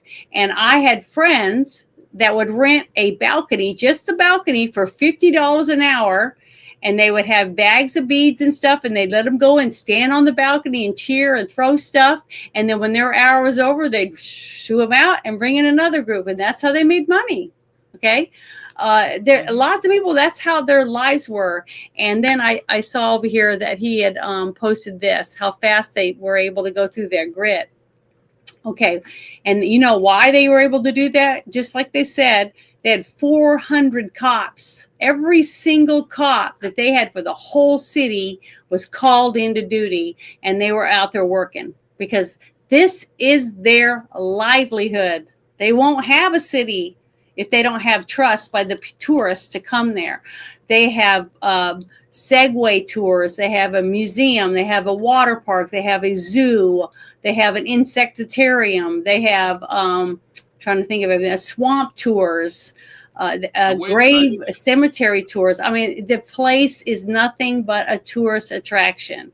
And if they don't get this cleaned up, it's over, and they know it. And it's all on these people, the people running that state, every one of them, the governor, the mayor of that city, the chief of police of that city, and the senators, all of them. know that if they don't fix this and get to the bottom of it and get the truth out, it's over. They know it. And they have no other choice. They have to do this. And that's why when that lady said that, it wasn't long after that they admitted that she's a dumbass, basically, is what they said. So I'm glad. I was proud of them. Question for Janet. Have you ever, or there's a show, have you ever seen The Originals? Mm-mm. It's a show that's based off of the Vampire Diaries show from the CW. It takes place in New Orleans and whatnot. True Blood was filmed down there. I had a bunch of there pictures. Was also True Blood as well. Yeah. And there's a lot of stuff. I mean, from what I heard during doing my own research on The Originals and whatnot, they had to go through so many different things to get so many different choices cleared for what they wanted to shoot, what they wanted to do, where they wanted to film, and whatnot. French Quarter, this place, that place. Location manager. The location manager basically had a 24-hour day. So when you say that this place got locked down in 15 hours or released in 15 hours, and because of how you described the law enforcement, I completely believe that, because when you think about it, and this is one of the funny lines that or it's not a funny line, but it's a serious line that they say, New Orleans is literally alive. To the point where it is essentially a body, an immune system response. If anything goes wrong, the entirety, or something like this, a serious event goes like this, you're going to see such a response that would make most cities look like, what the hell are you doing? Why are you pulling every cop into this one area? Or as you said, it is their livelihood. This city relies on. Yeah, but just think about it. Just Bourbon Street. Who do you know that hasn't heard of Bourbon Street? I don't know a single person. I don't know a single adult that's never heard of Bourbon Street. Unless they are living. And guess what? If you own a building on Bourbon Street and you live in it, okay, you live there, and there's murders or whatever down that street, and what happens when the tourist industry starts going down? They're not going to be able to sell that multi-million-dollar property for Bourbon Street. It's gone. It's over. So every person that lives there, his livelihood is based on tourism. I mean, almost all my friends and stuff I knew worked down there or did something down there, were paramedics or were firemen or were police officers, and they rode horses up and down the roads and stuff. I'm just telling you, I know that for a fact that they had to do the streets and everything, and they had to keep people in their homes for a certain amount of time and say, you have to stay on the sidewalk if you have to leave, only in emergencies. It had cops everywhere checking people to make sure they're in those hotels, because those are all hotels down there too, even though they're little, because these are old buildings. Okay, they're little. They're bed and breakfast, all down there. Very expensive, but that's what's all in the quarter. That's all the quarter is. It's a tourist industry. That's it. Nothing else. So the fact that they did it in so many hours, to me, I believe them. I hate to say that. I mean, I don't normally always just believe people, but I know this area, and I'm telling you, they don't have any other choice but to get to the bottom of it and make me feel safe to go back. And until they can do that, it's going to hurt them big time. Remember, the Super Bowl is supposed to be coming up down there this year too. So if they don't get this taken care of, that's a shit ton of money they're going to lose. The Rose Bowl thing, yeah. And that also brought up a huge thing, because Puppet Biden, I'm not going to call him President Biden, Puppet Biden is like, we got the Rose Bowl coming up, and I should get out of here, or I got to wrap this up quick so I can make the damn game. And it's like, are you fucking kidding me? I mean, yeah, a lot of people are like, oh, don't be so harsh. No. People lost their lives. Families are grieving. And you're worried about a fucking sports game that you didn't give two shits about when the Army and or Marines and Navy or whoever played their fucking football game that Donald Mhm. Trump went to. You didn't Yeah. give a fuck about them. What the Mm-mm. fuck do you even give a fuck about sports? You don't give two shits about sports. When was the last time you even went to a sports arena? When was the last time you even watched a fucking sports game, Biden? And you have the fucking gall. I mean, yeah, folks, oh, I know he's not all there. There is no excuse for this. Mm-mm. You're not going to fucking defend him by saying he's a fucking mush-brained idiot. No. They pump this man full of fucking drugs so he has a level of coherence. So, yes, he is culpable to a degree. Mm. And saying that sort of shit is completely pathetic. It is completely insensitive. Has he even talked to any of the families who had a loved one lose their lives I in this haven't terrorist attack? seen a single thing come up at all that either Harris or Biden have called them or anything. Has anybody, for They that didn't. He matter, didn't. has They didn't any even. member of the government? They didn't even do anything to the victims in the hurricane that lost every single thing. And when people were still missing, nobody heard from them. So I don't expect shit from these people. They don't care. They could care less. Just like they'll wipe their ass with the Constitution, and that's what they've been basically doing since they've been in office. That's how I see it. I'm sorry, I'm not a good judge of this administration, but this is the thing about him in the charge in his vehicle. Remember, I told you that. So I wanted to play this. This is for the cyber vehicle explosion guy. Hold on, I gotta. Darn it. This is the wrong one.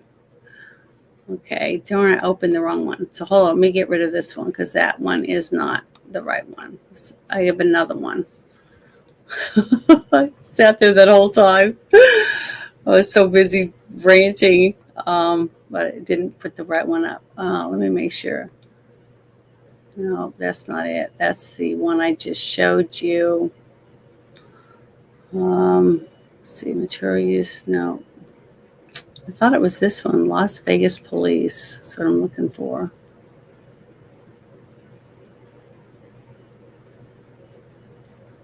Give me 1 second.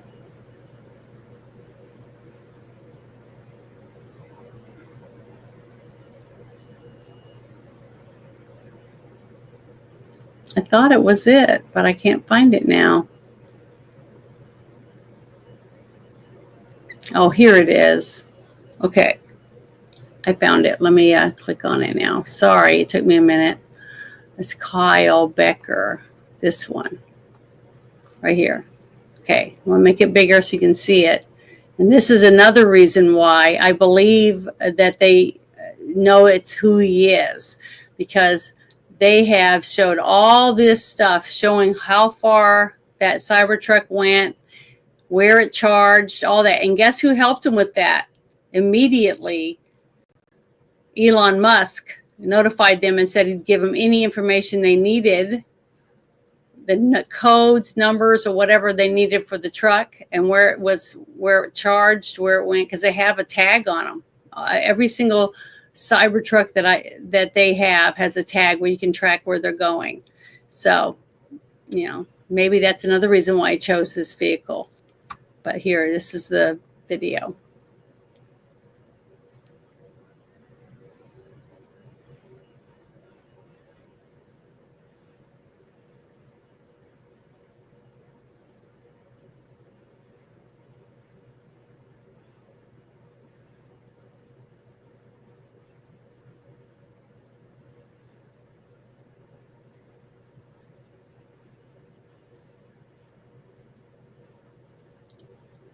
So that's a backup camera from the truck, it looked like, didn't it?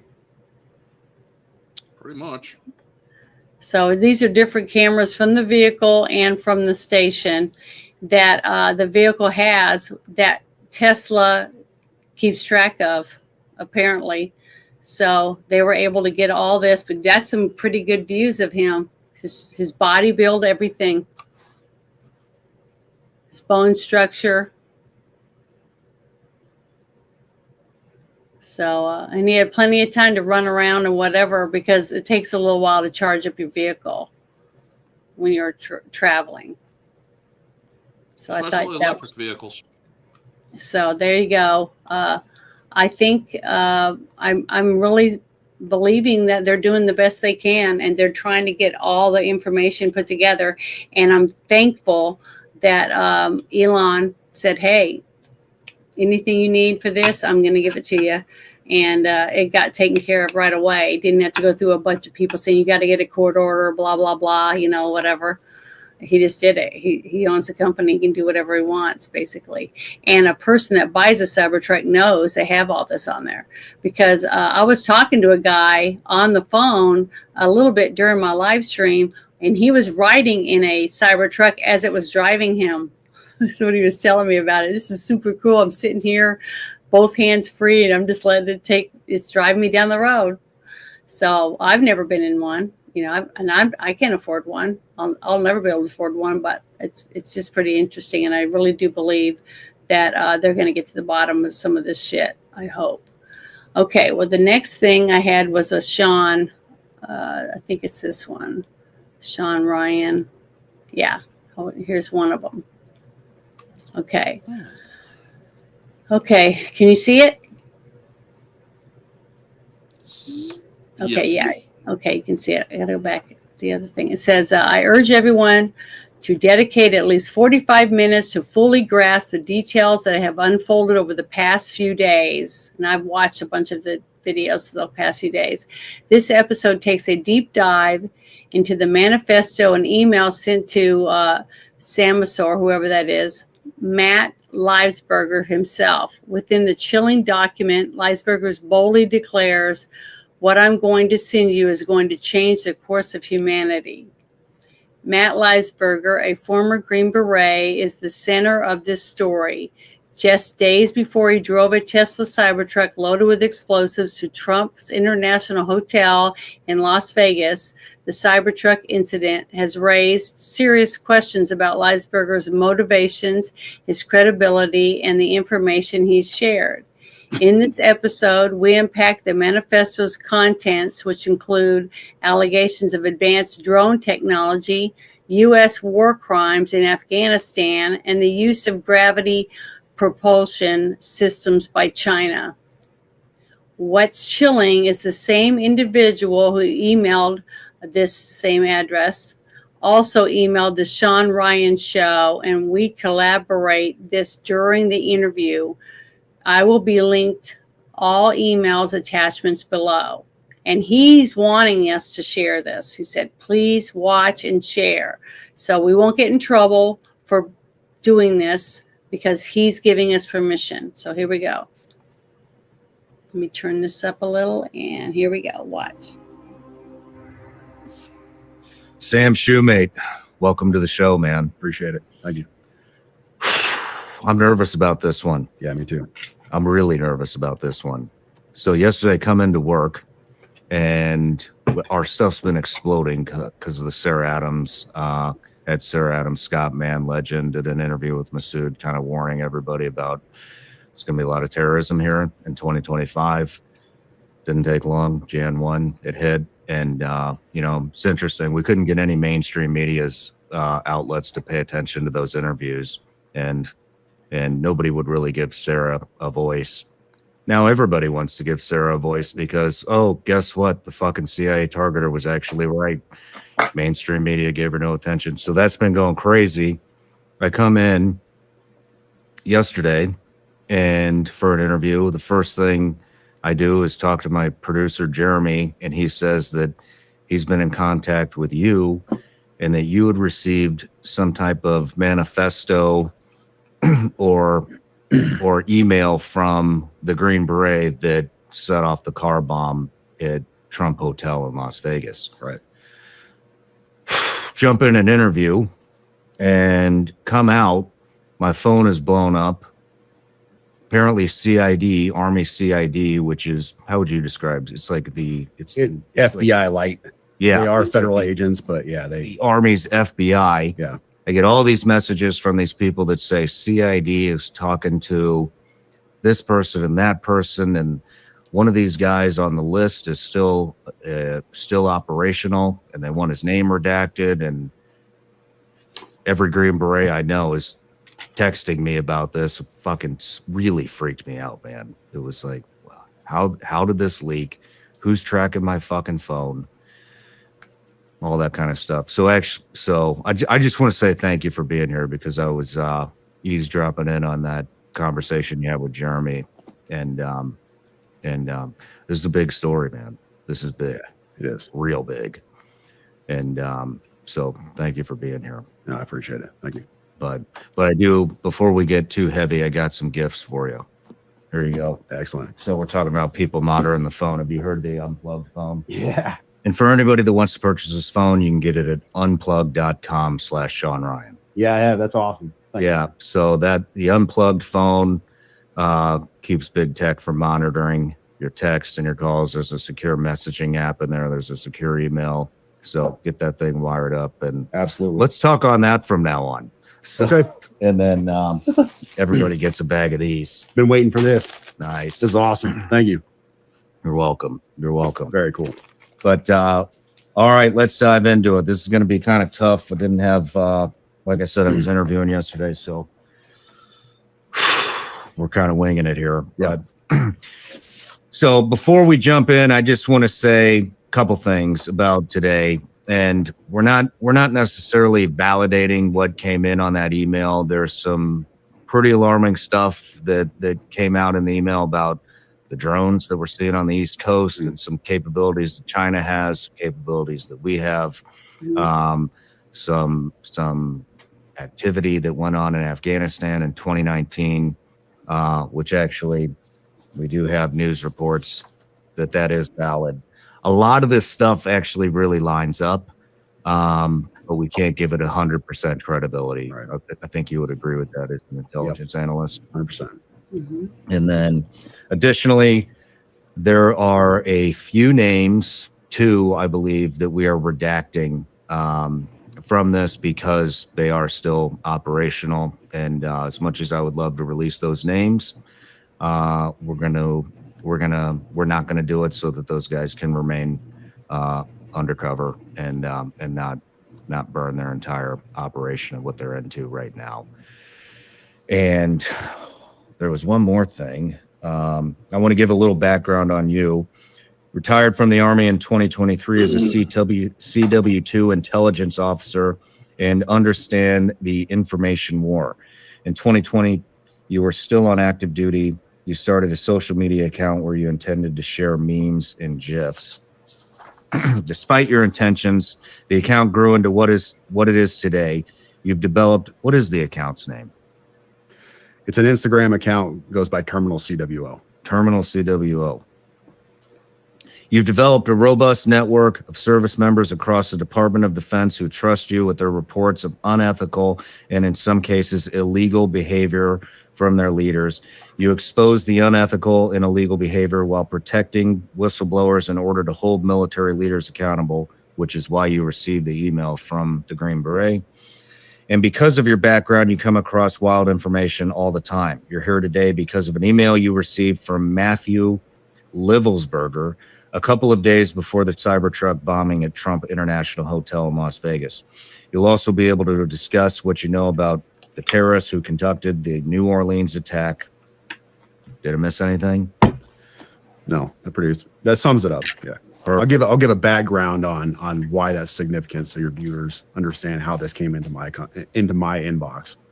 Perfect. One other thing that I just wanted to say to the audience is, even though we are redacting these names from the episode, you passed that. I believe you passed that email on to the FBI. Yes. We're also going to pass it on to our contacts at the FBI. It's very obvious that people know it. Like I said, the CID has been telling everybody. In fact, we talked to Jeremy, who's sitting over there, my producer, me, him, and my attorney, Tim Parlatore. We're up till about 10:30 last night talking to the chief of staff. The Army Chief of Staff POA. The Army Chief of Staff's POA took a major interest in this as well. And, one of the things that he said, I'll wait till later to bring that up, but I don't know. I don't trust any of these people. Public affairs officers are I don't there either. to, I'll keep my mouth. yeah, on this. create create. PAO is there to protect the command. Yeah, How long is 100%, this? nothing Yeah. else. yeah. They're not there to Hold on, let me shed go back over the transparency other- on anything. They are there to protect the command. Let's recreate. It what is the, almost what an the hour long. story If you is. want to watch the whole But- thing, you don't have to. And you know what's interesting? We Fuck should it. try to find out where the manifesto part of this whole thing is. That way we're not sitting here for an hour, because I definitely cannot sit here for an hour. Okay, well, I don't know how to find out. I mean, how would I do that? I have a way of figuring it out. Just give me a moment.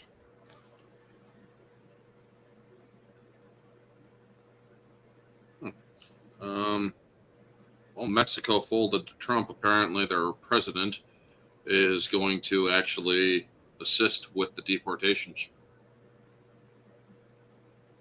Well, he's already been through this once. Remember when Trump said no more aid of any kind? If you're going to send this is us a your female president. regs, we're not going to give you no money. Yeah, this is a female president. Yeah, so There should be a. Back up there. Let's see here. because this is the whole thing. This is not a snippet. I mean, I don't care if I'd stay up. I've stayed up till 3 o'clock in the morning, the other morning. So, and then tomorrow I got a game all day tomorrow, playing DB. So, I mean, if I'm tired, you don't have to stay. You can leave. I want to play it, and then I know, but I'm gonna make it easier for you. I'm actually gonna, because my brother actually pulled this up for me and is like, give this a watch, and it's like, all right, well, I'm gonna look for it, but I need to be able to find it again. So are you going to try to pull it up? I'm gonna tell you how far to skip ahead, but Oh, play okay. it for now while Okay. I search for it. Play it and then tell me. You know, it won't hurt if you talk. Looks like you just did. So let's I'm go. just going to say it. You know what he said? He goes on the call. He said, I didn't talk to him. I didn't want to talk to him. but so add them talk to him. He said, between me and you guys, this guy's DNA didn't match his son. And made it sound like it's some big secret. Then at 9:34 p.m., I think it was 9:34 p.m., the New York Post had a headline that said that this guy's, so they're trying to make it sound like this guy did this because maybe he found out the son wasn't his, but there's a lot more to the story, as you'll find out. So yeah. So let's go to you, Sam. Tell me how you got the email. All right. So for context, I've run this account for the last 4.5 years. There have been people in and out writing articles and different stuff and just investigations, some big, some small, just trying to keep accountability in the military, but developed a robust network within the military, all branches, and people feed into this and send me messages and here and there. Nothing ever like this has ever come in, but well, it started off as comments. So when you have a big Instagram account, you're going to miss a lot of messages because people message, go to hidden messages and everything else. You miss a lot of stuff. Well, I kept seeing this comment on recent posts that I put in there, and it was from this burner account that said, hey, check your DMs, check your DMs, check your DMs. So I go in there and try to find it. There's no message from this guy, hadn't come through or whatever. And then he messages again once that message was opened up. And I said, hey, your previous messages haven't come through. What do you want to tell me? And he said, what I'm going to send you, now these are literally his words, what I'm going to send you is going to change the course of humanity. That was his phrase, change the course of humanity. Okay, a little bit dramatic. I get these messages all the time. People have this big story they want to tell. They want to expose their command, whatever. I take everything with a grain of salt until I have evidence and proof. So this guy is insistent. He tells me that he is a 18 Zulu who I've spoken to before, and he really needs to get this stuff to me. And then he talks about you. He says, I need you to get me in contact with Sean Ryan. I'm like, dude, I don't know Sean Ryan.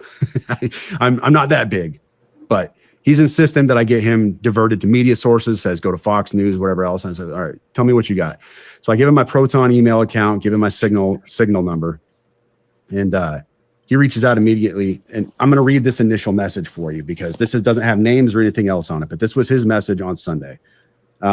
He reached out and said, like I said, this last Sunday, he said, sending with a VPN active on Wi-Fi only. Do not message me. I will send out updates via both Signal and email, but trust me, you're going to want to be involved. Well, first of all, no, I didn't want to be involved.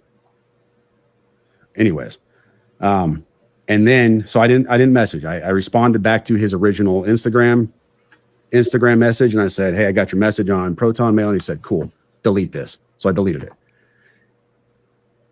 That's how I ended up getting this message on Tuesday.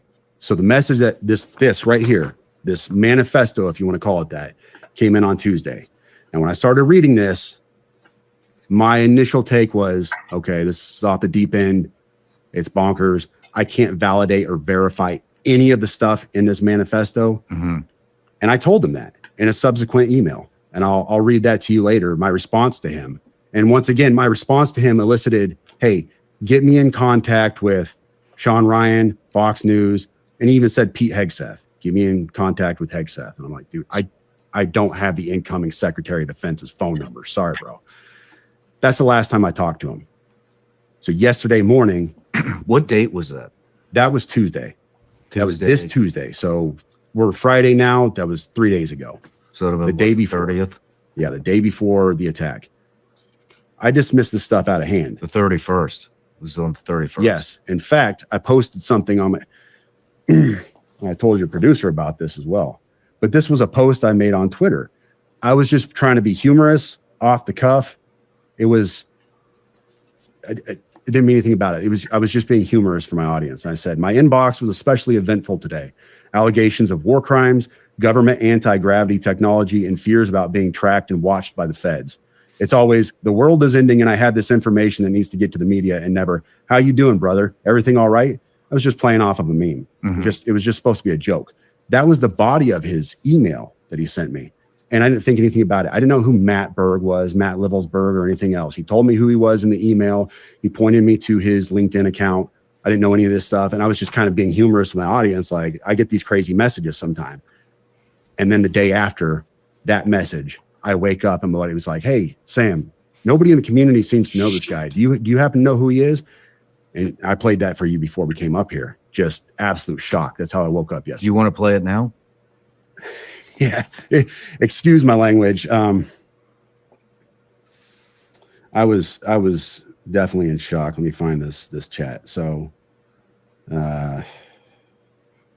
While you're digging through that, you know what we should do? I should get that Instagram account from you to see if they messaged any of our Instagram accounts.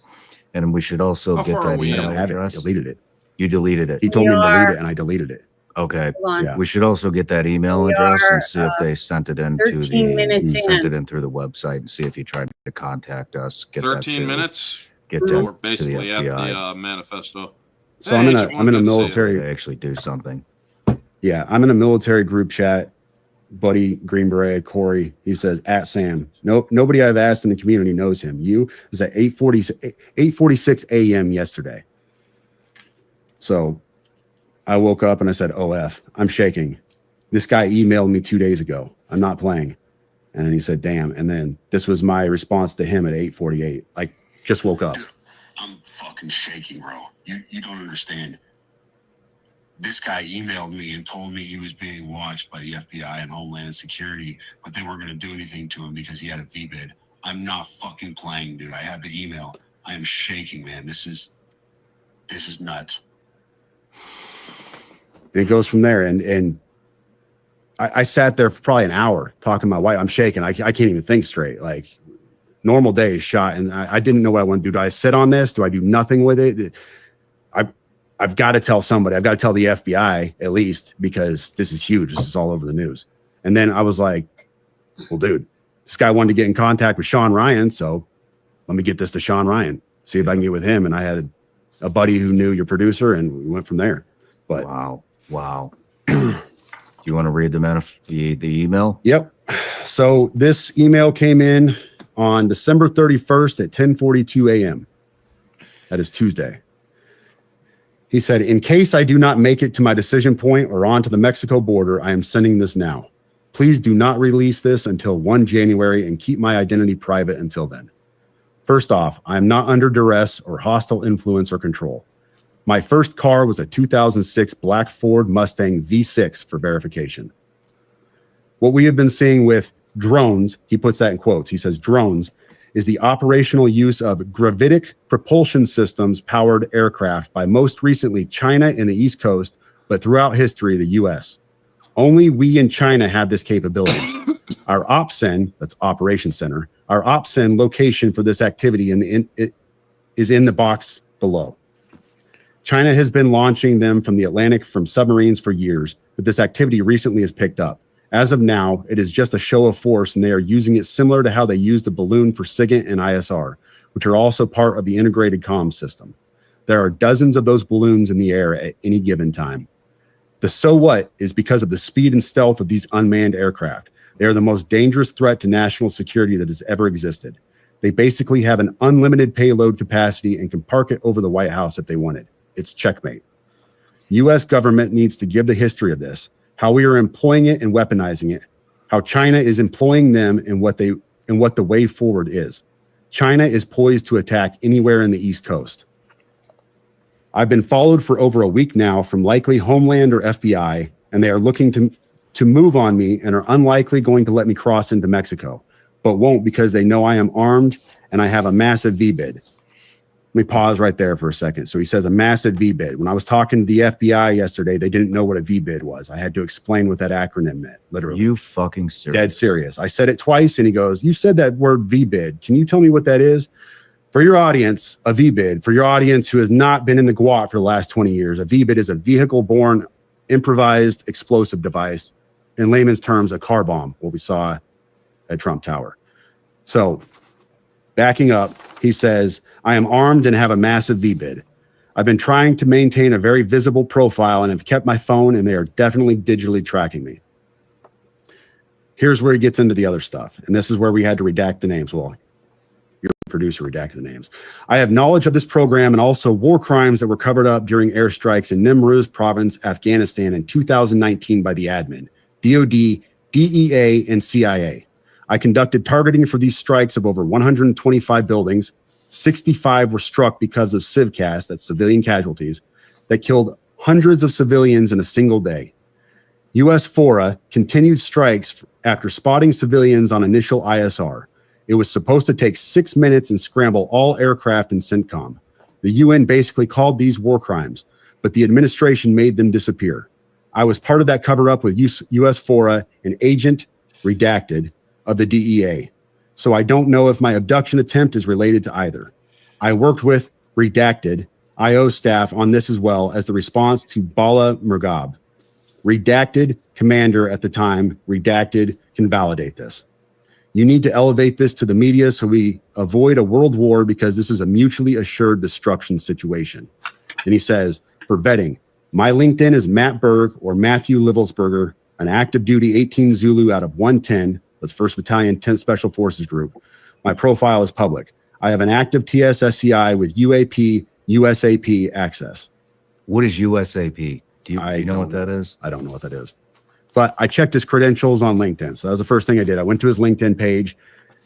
First thing I noticed was all of his bona fides were in place. He has all the UAS training from USASOC and everything else. And so I said, okay, at least the guy knows what he's talking about with drones. That was a very rough dig into the guy. But my issue was I couldn't validate or verify any of this information. And I told him that. And how I responded to him was in a subsequent email. I said, this is obviously a very big deal, but I don't have anything to verify this information with. Talking about gravitic propulsion systems without evidence just makes me another UFO talking head. Like, I'm not going to go on my social media page and start talking about UFOs and anti-gravity systems and everything. I don't know what you're talking about. I can't. And he said, can I get on Fox News Contact on Signal as well as Sean's show? Hegseth would be good too. That was his last message to me. Wow. Yeah. You know, the thing is, what is a gravitic propulsion system? To be honest with you, it is a fancy term you're going to find in science fiction. You won't find it in any, as far as I know, you won't find this in any kind of official manual or, scientific research. This is all science fiction. So, but what struck me is his use, what strikes me now, not then, but what strikes me now is his use of a very specific term that nobody else call it. You asked me, I would say an anti-gravity propulsion system. That's how I would describe it, because I don't know this stuff. He said gravitic propulsion system. We looked that up last night too, and all we could find was same thing, science fiction type stuff. But there are some things that line up. One is, like I had mentioned, well, let's talk about the guy's story. Obviously, he had a VBID. Obviously, he was in the military and served. And the thing that he was talking about in 2019. Well, I want to pause it for just a second. Remember when the drones were coming up and Trump said, why don't you just tell them about the drones? Tell them why they're here, or something like that. Remember that? Mm-hmm. Okay. And people thought, oh, he's just being an asshole or whatever. Maybe it's because he knew about this. He knows about whatever this technology is and why those drones are here. Right. And I said what I thought it was one of those cars, flying cars. And I showed that video because there's flying cars in which is basically a flying drone that you can ride in. Right. That I showed on the show last week. So I'm just saying, I just think it's interesting. So whatever these guys are talking about tonight on this right here, I think Trump already knows about it. And did you notice the sheet of paper that he was reading, that two of the names were not blacked out when he said redacted? He said it, but the name was there. It said Mills. Did you see that? Yes, I didn't see it. On the screenshot? Yeah, on the screenshot. Let me show you. I'm going to go back over here because I have to go from the other page. Let me show you. Look at this paper. I'm going to go back real slow. I am going to call it a night, Janet, while you're doing that. Okay. Well, good night. Thank you for having me, guys. And Yep. before we play it, let me just say goodbye. Thank you to everybody who watched. Finally got my thing fixed. So, yeah. Have a good night. Okay, because remember, he said this was redacted. And then you read the abduction attempt is related to either. I worked with Jen Miller's IO staff. This is not redacted. Oh, even though he said, the guy reading it said, worked with redacted. This name was not redacted, and neither was this one. Okay. So these names, I want you guys, because I was listening and reading as he said it. I want you guys to remember these names because something is going to happen. We're going to find out about these two people.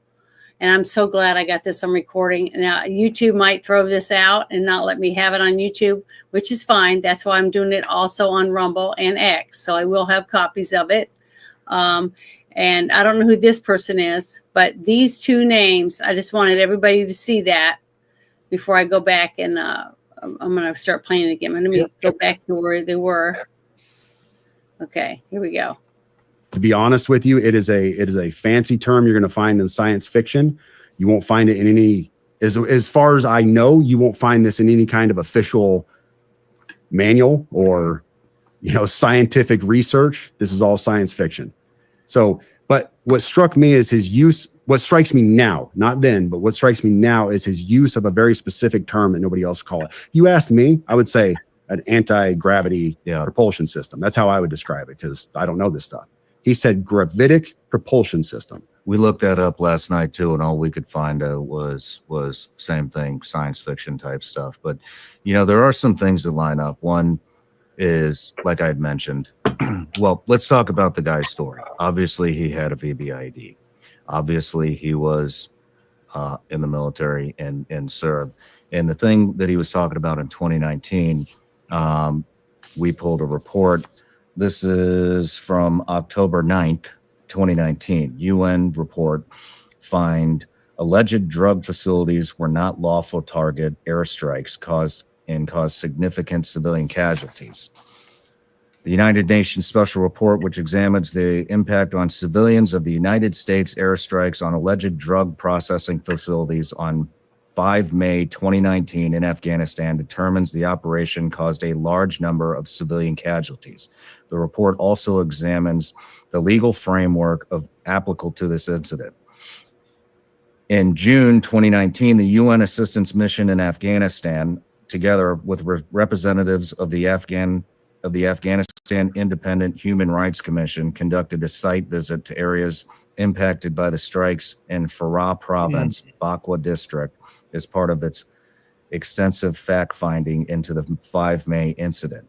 The UN verified 39 civilian casualties, among them 14 children, 1 woman, from multiple airstrikes on more than 60 sites that the United States Afghanistan identified as drug production facilities in Bakwa District and in parts of neighboring Delaram District of Nimraz Province. Moreover, the UN is working to verify credible reports of at least 37 additional civilian casualties, the majority of whom were women and children. Although airstrikes on the alleged drug processing facilities had taken place before, this was the first time that UNAMA had received reports of large number of civilian casualties resulting from such an operation. And it goes on. I'm not going to read all this. We'll link the article here. But so that 100% lines up. The other thing, that really struck me is, like I had mentioned, after our phone call, I jumped in an interview. After the interview, checked my phone, and I had several Green Berets, former Green Berets, one still active. Actually, I'm just going to say it was Tim Kennedy sent me a message late last night about 9 p.m. and said, hey, I should have brought my phone up here, but hey, basically that USASOC wants to give me more context on what had happened on this guy. And so first I wasn't going to take the call because I don't trust the government anymore. I don't think anybody does. But I was on the phone with my producer, who was a naval surface warfare officer, and my attorney, Tim Parlatore. They said we should talk to him. So I called Tim, was really pissed off, reamed his ass about it, and then later apologized. But, I think you said you had mentioned that you had received a message from somebody that says nobody's heard of this guy. Tim sent me a picture of him shooting with this guy. And I don't know if I should release that photo or not, but Tim basically told me this. So I got the POA's number, the public affairs officer, sent it to Jeremy and Tim. He talked to them.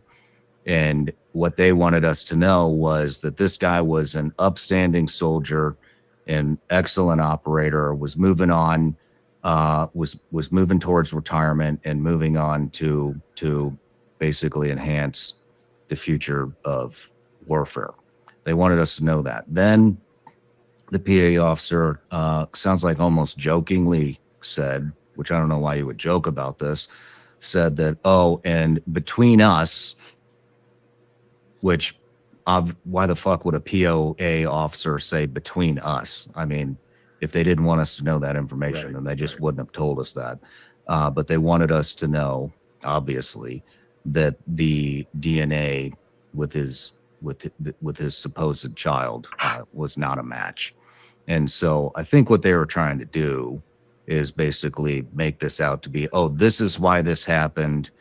He got bad news that's not his child, and so that's why he did it. But with all the other context, especially with the 2019 incident, which was obviously a cover-up, I think that has a major role in this.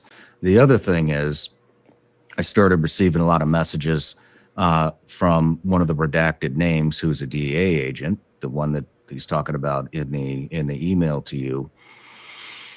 We got it from multiple sources, one of which was actually a videographer for me, I think 4 years ago. He worked for me a very short period of time. I had to let him go. He joined the Army, went to OCS, became an Army officer, sent me a text, super freaked out. Apparently he was on some rafting trip with somebody that knows the DEA officer and said, hey, this guy's still operational. He wants his name redacted. Wow. Not the only one. Then I received a message from another very close friend of mine who's been on the show several times saying that he got word that this guy was still operational. And so that's why we decided to redact his name. I was getting upset because I didn't receive any communication up to that point. Well, then I checked my LinkedIn. I said, let me see if this guy actually messaged me. Sure as shit, that DEA agent did message me, said that he wanted to talk to me before tomorrow's interview. It was really important. Wow. We tried to contact him, not from my phone. I'm not calling any of these people, but from somebody else's phone. He didn't pick up, and we weren't going to send any text thread to show any communication between us any more than the LinkedIn message. And I didn't hit him on LinkedIn. So that also 100% checks out. Now, the weird thing is anonymous as this guy wants to remain, if I remember correctly, he posted something about the Green Beret that set the bomb off. Oh, yeah, wow. that was his latest post. Well, Jeremy, what was it? What did the post? It was just a report of the story. It was just a report of the story. So very interesting how all this stuff is lining up. What do you think? I told the guys downstairs, I jokingly said this to my wife the day that I got that email, because I read the email to her. You all have heard the email now. You realize without context of who this person is, how just crazy it sounds. And I told her, I said, well, I mean, I guess if the dude ends up getting rolled up by the feds or he gets killed, we got a story, huh? Man, famous last words, right? Yeah. That's so I looked at, and I want to give context on one of the things. I saw this going around on social media. People were saying that his Signal chat, his safety number changed. I don't know if you saw this on X, but it was all over X. Apparently his safety number on Signal changed. He messaged me on Signal. So I went on there to look myself to see if it changed. And sure enough, it had. On January 1st, after the bombing, after he was dead, his safety number changed. That's all he sent me. He said initial contact, and I gave a thumbs up, and his safety number changed at the bottom. Look at that. That's after he's dead. I don't know enough about Signal to know why that would happen. Somebody has to have manipulated that, though, and messed with it. Somebody had to have been in his account after the fact and done something for that to have changed. What did the FBI say when you contacted him? Not a lot. I gave him the story on what went down.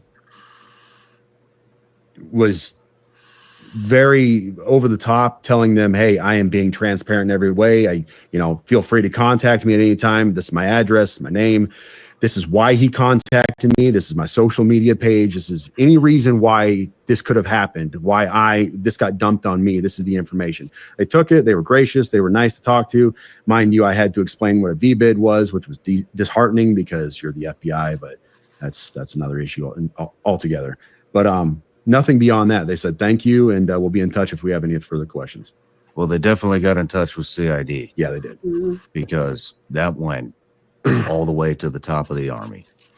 And, I'm going to dig in a little bit more on this report from 2019. However, according to international humanitarian law, including international customary law, facilities that contribute economically or financially to the war effort or of a party to a conflict are considered civilian objectives.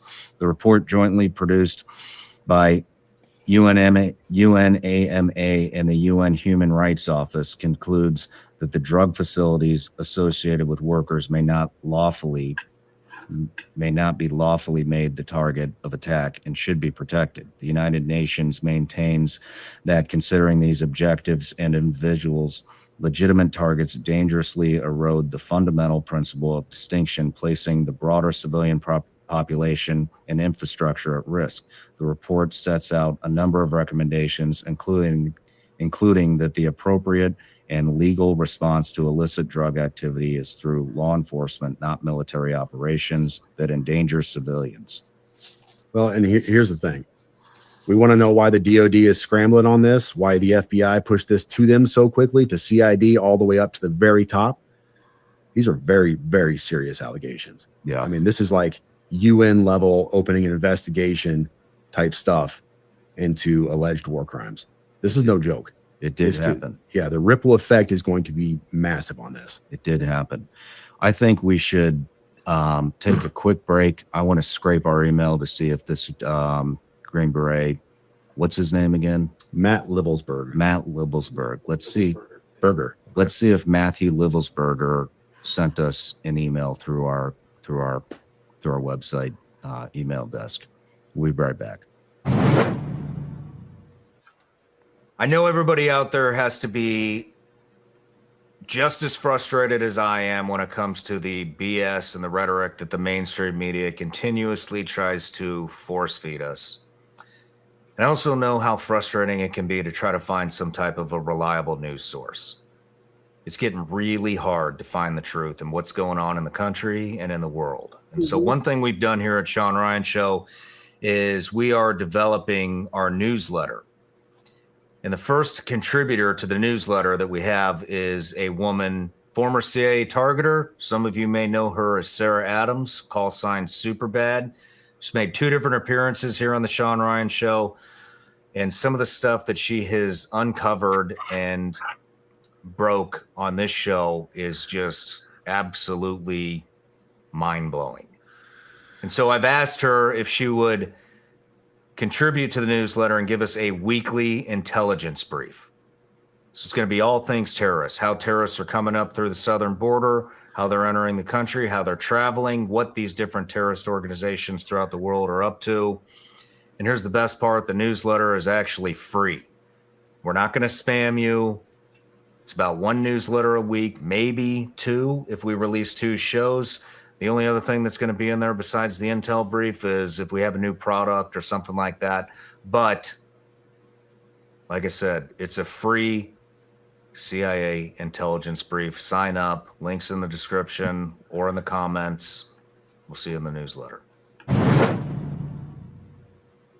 Join me and my special guest for the next behind-the-scenes experience exclusively available on Vigilance Elite Patreon. The behind-the-scenes footage is raw and uncut. This is as close to the set as you can possibly get. You can expect anything from off-topic conversations, studio tours, the final moments before the interview starts, and everything in between. The behind-the-scenes content is constantly evolving and will continue to bring you more as we grow. You can gain access for just $15 a month exclusively at Vigilance Elite Patreon. All right, Sam, we're back from the break. We did do a scrape of the email. Here is what we got. He actually did email us. This came in on December 29th, 2024 at 10:17 p.m. Emailed through the support desk on SeanRyanShow.com. And by the way, all these emails will be posted on my X account, Sean Ryan 762, and your X account, Samosaur. All right, here's the message traffic. Hey man, this is an active duty SFTM sergeant out of 10th. I want to blow the whistle on our activities in a certain place. I'm willing to sit down with you on the 31st in Flagstaff or do it remotely via phone. Must be done before the 31st as I'll be leaving. So we'll be sending this to the FBI as well. Love your contact. I'm also gonna hit some people I know over there, but I just, these people don't always talk. So yeah. I think it would be good to keep some continuity here. But so we did receive an email. What was this guy's? You deleted the message. The burner account on there, I did. He told me to delete it, and I did. It's a common practice. People get spooked and they want it deleted, so I do it for them. Yeah, I was going to throw that up there, but there's tens of thousands of messages in there. Yeah. I mean, it's very obvious why he did this. I think he wanted to bring attention to the incident in 2019 that got covered up. Do you have any insight, any theories on this? So we had a running theory downstairs. I've seen all of the conspiracies. I've seen all the questions about, all right, this guy is what, 20-year special forces. He just got done with team sergeant time. He is a very qualified and very capable Green Beret. Everybody I've spoken to who knew the guy prior, yesterday I spoke to several people, to include his old team leader, who's now lieutenant colonel.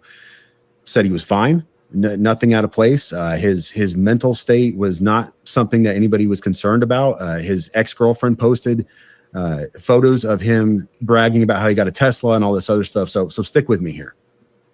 Very capable guy, but he loads the Tesla up, a Tesla, which Elon Musk brags about being bulletproof, right? So this is one of his selling points. It's bulletproof. We even saw Joe Rogan shoot an arrow at it and wasn't able to puncture this thing. So he loads up a Tesla knowing that it's going to, not explode like he wants it to, with fireworks and a bunch of other junk, when he can make a car bomb that's going to level this place. Here's what I think. So the PAO, the Army PAO, is saying that the body inside the cab did not match the DNA of his child. All right. We also know that there was no, they said he was shot by a Desert Eagle. We know that there was no signature when it rolled up. So nobody shot themselves when it rolled up to it. You would have seen a large signature. Mr. Guns and Gear, he's on X. He goes into this a lot in depth. He's a firearms expert, and he talks about this. There's no signature. So this is what happens. You get a Tesla because you know it can drive itself up to the hotel, the Trump Tower. You put a body in it, roll it up. It's already burned up, or it's already shot, excuse me. You don't want to kill anybody, because that's not the message you're trying to send. You're not trying to level the tower or kill a bunch of people. So you load it up with fireworks and a bunch of junk to send a message. And we know that his signal number, or his signal safety number, changed. That can't be done unless you're inside that signal account. And a lot of people conjecture, was the FBI inside his signal account, whatever else. But what if he accidentally changed his safety number, goofed up there? He rolled a body up in a Tesla, specifically because a Tesla can drive itself up to the tower, and did what he did to send a message to expose his stuff. And he's still alive out there somewhere. Well, the other answers a lot of questions. The other thing is, maybe the FBI wasn't in his phone. Maybe, I mean, this guy's obviously very competent. I mean, he's got a TSSCI clearance. I'm sure the polygraph has been associated with USASOC. Obviously, he was on this operation in 2019. By the way, the general in charge of that was General Miller. You'll see that in the email that we post on X later after this interview comes out. Maybe he changed his number on purpose and switched phones because he obviously was tipped off or conducted his own counter surveillance and caught Homeland or FBI tracking him. And so I think there's a very good possibility that that Matthew Livelsberger might be still alive. It checks, as far as I can tell, it checks all the blocks. The Desert Eagle, the Desert Eagle, I mean,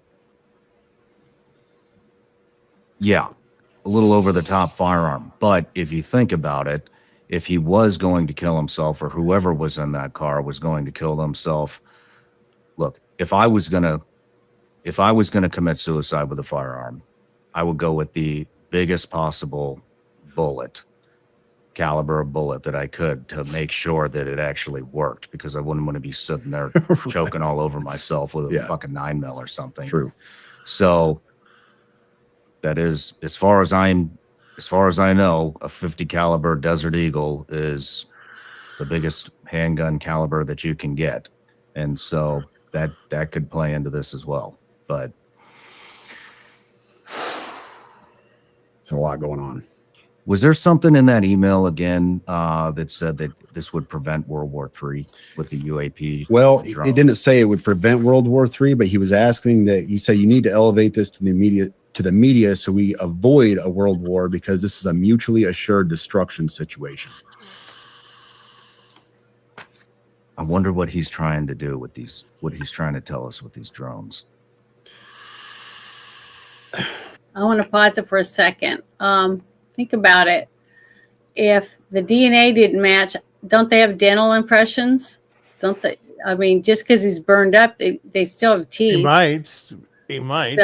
So maybe that's the next thing we're going to be waiting for, is them doing dental, because you have in the military, you have really good dental insurance, most of them that I know of. So they would have all kinds of records. So I can't believe nobody's mentioned that or said anything about that yet. But here, I'm going to go back. Oh man, I hesitate to even get into this realm because I have no expertise in drones or let's just call it alien technology, UFO technology, whatever's going on here. But here's one thing that I talked about with the guys downstairs earlier. Several weeks ago, I don't know if you saw that video. It was a New Jersey sheriff or chief of police. I can't remember which, but he flew their own drone up, their own department drone up to try to figure out what was going on. So we had all these drone issues that were being cited off of New Jersey and everything. And what he commented on video was how fast these things were. He said, we have a pretty robust drone, and they flew it up there to try to catch these drones that were there, and they just, bam, they were gone. He said there was no catching them, never seen anything like it. They don't even know, they have no idea what that could have been. And so you have this capability that is, I guess, in line with what we hear about anti-gravity being. And I don't know. It makes you wonder. Well, you have the stuff with Brian Graves and is it Dan Favor, Dave Favor? Commander David Favor. The Commander David Favor, who, you know, was it the Nimitz? He was in the Nimitz strike group in 2004. Yeah, the Nimitz strike group in 2004 that reported those UAPs coming out of the water that had no propulsion system. I remember that. But, you know, and it's interesting that nobody seems to know what the drones are, and it just, you know, kind of disappeared out of the media. And, you know, and the other thing is we do have the capability to take these drones out. Well, everybody was trying to figure out what the drone's on. I brought on a very prominent businessman, Joe Lonsdale, who is the co-founder of a company called Epirus. Epirus is they manufacture these directed EMP weapons that can take out 100 drones at a time with a basically it sends out a simultaneous different directed EMP weapons. Brought him on. He's also founder of Palantir. I want to interrupt again about that. Because when I first was talking about it a couple of times, I said that I knew there's no way our government doesn't know what they are or who owns them, okay? Simply for the fact that they could take them out like that with a satellite, you know, like you said, with the MP or whatever, you know, with either using sonic or laser or a pulse, electronic pulse, something like that. So I still, even though they've said all these things, I still believe that our government knows exactly what they are. And, you know, so all we got to do is time's going to tell. But there's no way that I'm a military brat. And I'm telling you, if something flew over the base, it would be gone. They wouldn't have been able to get near the base or they would have been taken down. So I just think big AI platform that the military sounds realistic to me so far. Kind of revolutionized warfare. Big fan. So, so we could have taken those drones out in any moment in time. In fact, I know those are deployed. So that could be. So he had two objectives. One, he definitely wanted to bring light to 2019. That obviously affected his code of morals, and the drones. Yeah. And he's obviously very worried about World War III, which I think everybody right now. But why Trump Hotel? Why Las Vegas? Yeah. Conjecture and speculation at this point. I couldn't even tell you.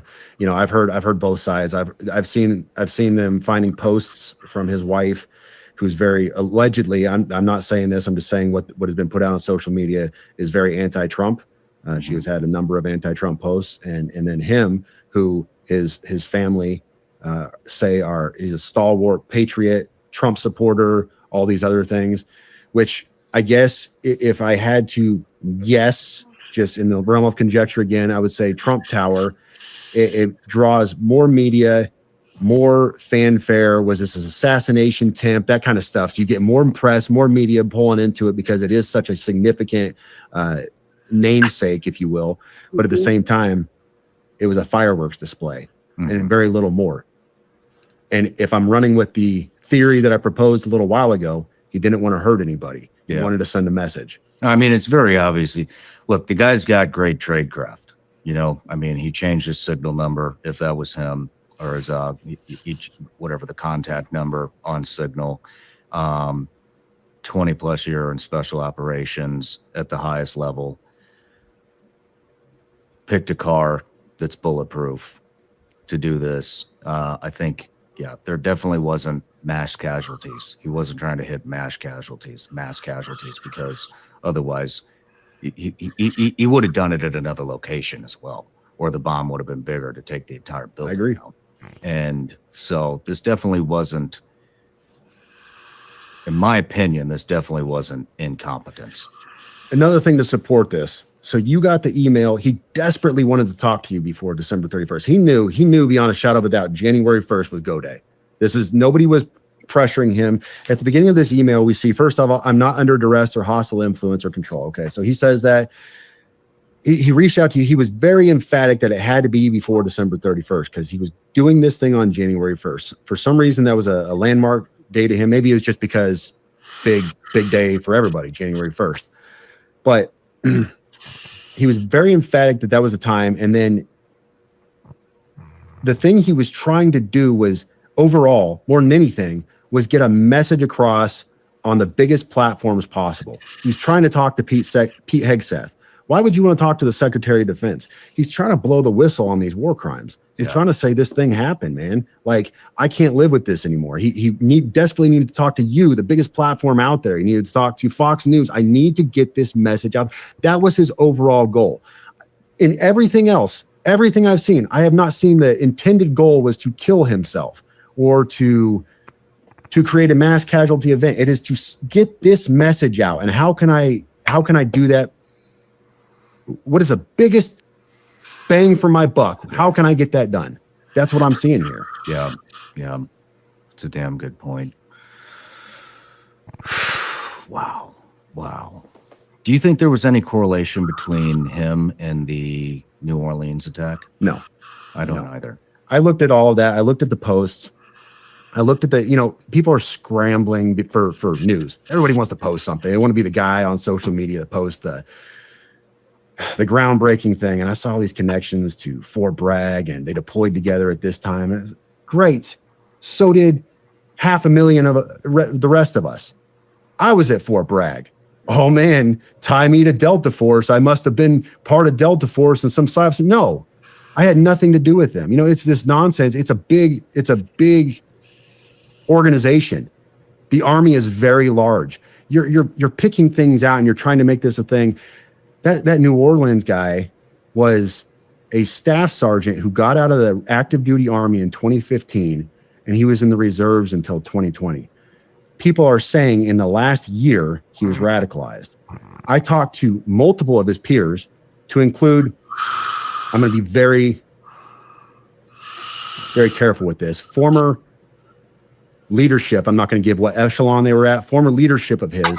There was no indication at all back then that he was radicalized. He didn't say radical. And I've seen the posts. I saw several people who were saying, well, we have confirmed posts that he was saying radical Islamic things.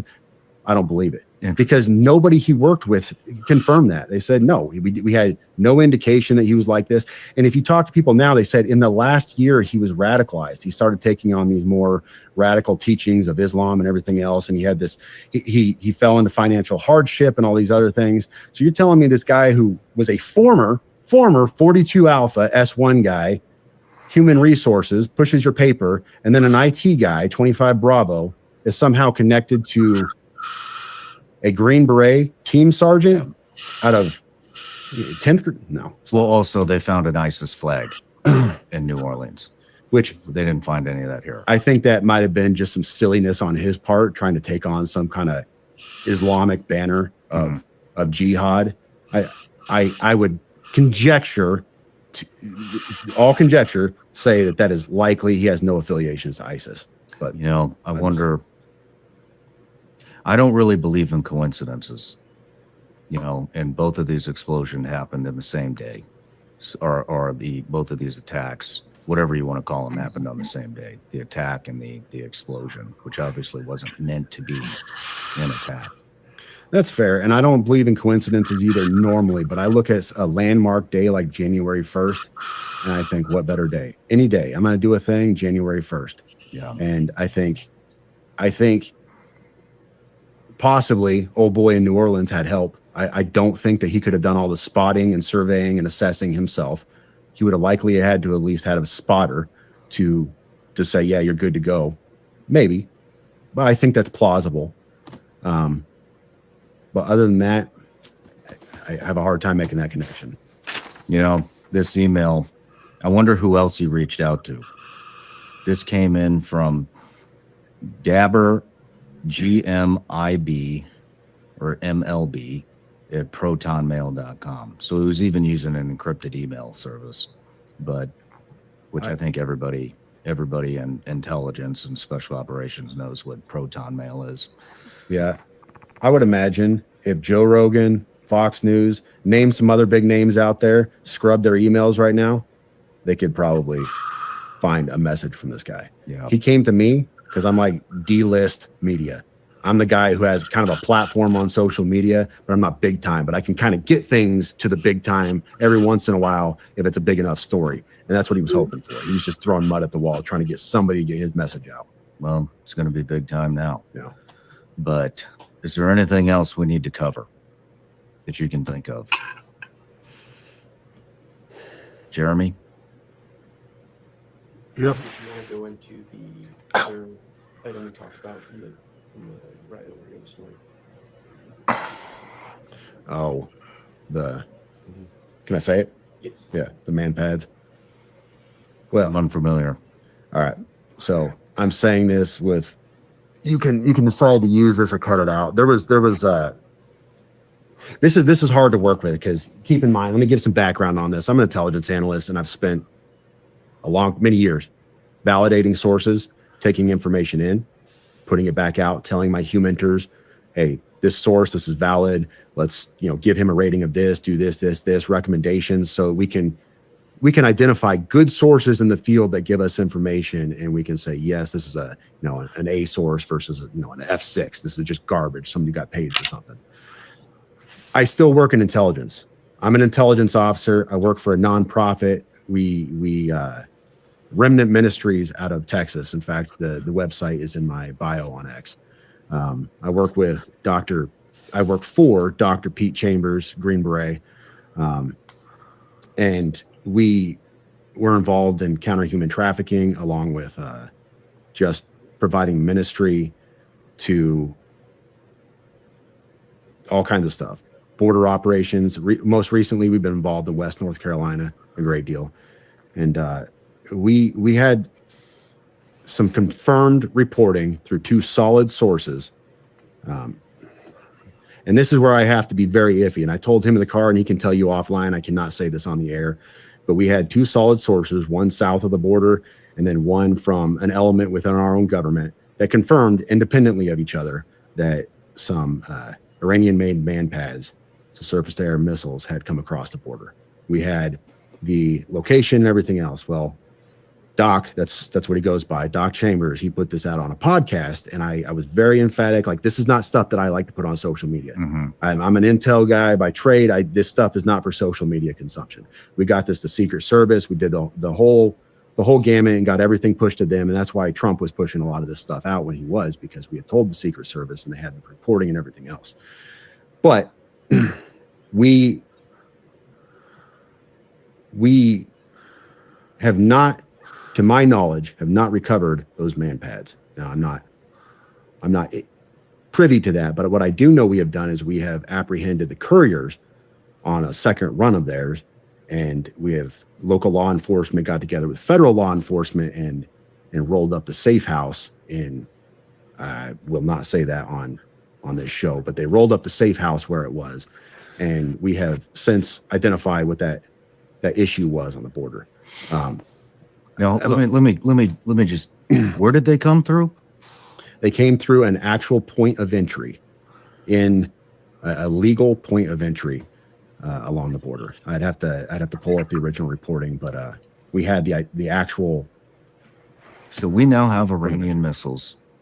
Who knows Yeah. how many And inside the United States? that is not something you're going to see in a lot of places. Like I said, I didn't even want to talk about it. It was one of those things where I was just amplifying what he was putting out already, because I was like, man, I don't know about putting this out. But it was something we found was pertinent, because at the time Trump was still campaigning. He was flying around, and there was the reports were their intent was to take down Trump's airplane. So at the time, Secret Service switched things up a bit, and allegedly, from what I've told, they started flying him around on charters for a while until they could identify and kind of mitigate that threat. But that was the reporting stream that was coming out at the time. Feds handled it, off my plate. You know, I mean, I'm with you on the not releasing certain things on social media. I understand that, but on the other hand, it seems to be the only way to demand any type of accountability or get this and force FBI, Homeland, whoever else is involved to dive into this shit and actually take part. And that's what we've been doing here on the show with Scott Mann, retired Lieutenant Colonel Green Beret, Sarah Adams, former agency targeter. We brought on Legend, who's an Army intelligence guy who goes by Legend because he doesn't want to reveal his name because he still is very involved. And we even went all the way to Vienna to interview Commander Massoud, the leader of the National Resistance Front in Afghanistan. And you know, we've been talking about this stuff for a year. We got it to Congress. Congressman out of Knoxville, Tennessee, Tim Burchett, sent the bill up. It's literally about we need to stop funding the Taliban, $40 to $87 million a week. The Taliban has set up multiple NGOs within Afghanistan, and basically what we're doing is sending loads of cash to NGOs that the Taliban had set up. We're funding our own demise, and nobody's fucking paying attention.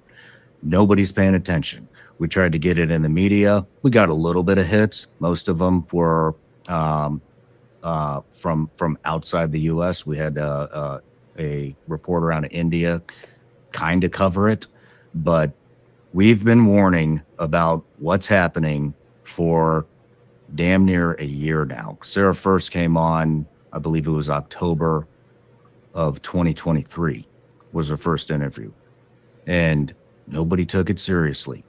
Now we have the New Orleans attack. We have Iranian missiles. We have these invisible bombs. Do you know about the invisible bombs?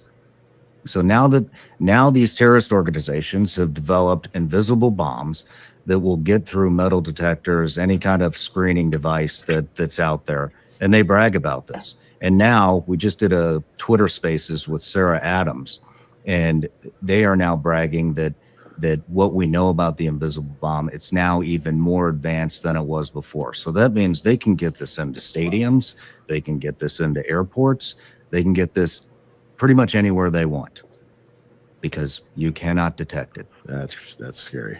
Yeah. Great. So, you know, for the people out there, you know, look, there's no stopping what's here.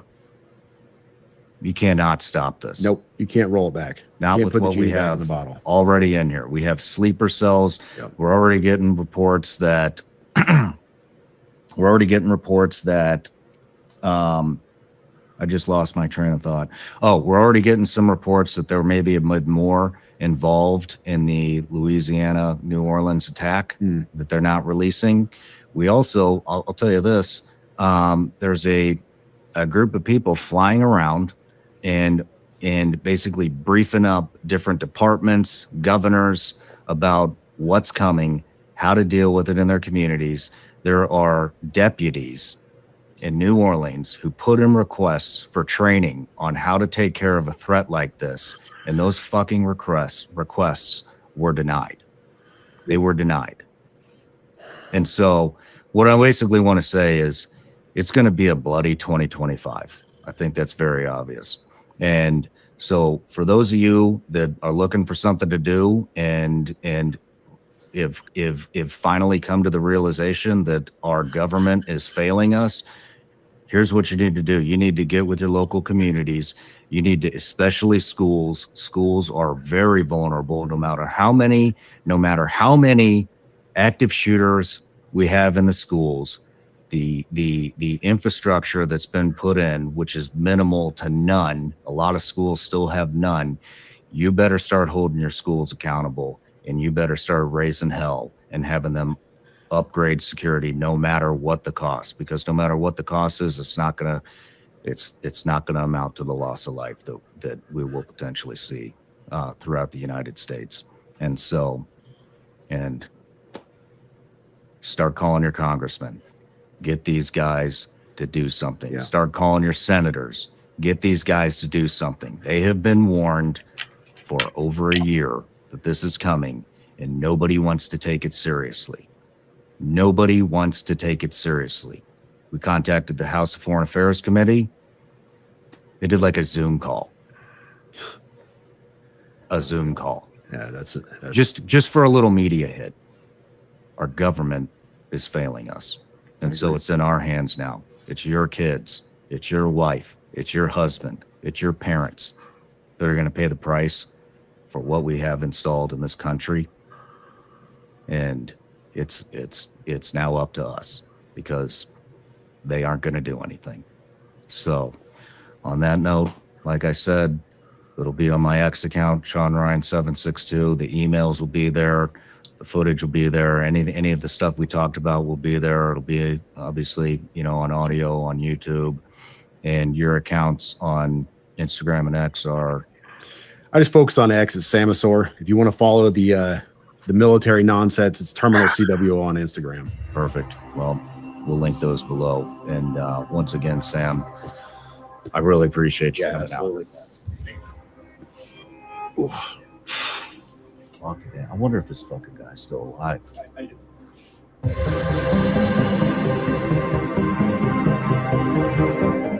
Spooky. Wow. That was interesting. Bunch of spooks. Yeah, I was told, though, I really need to watch that. So, I didn't realize it was an hour long. I thought it would be like another 20 or 30 minute long video like the other ones that I've watched.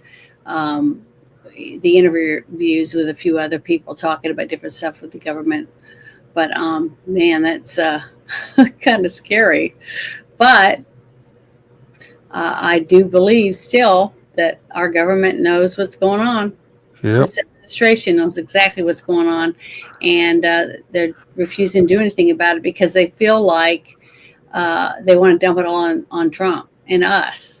Okay, because we didn't accept the way they were doing it, so they were like, who gives a shit then? They feel, for some reason, they feel like they're untouchable. You know what I mean? That it won't be their families that are going to be hurt by any of this stuff. So I'm just hoping that. See, what scares me is when Trump is in there and they do know things, no one's going to tell them. So hopefully his people will be able to go in there and find out stuff and get something started or done.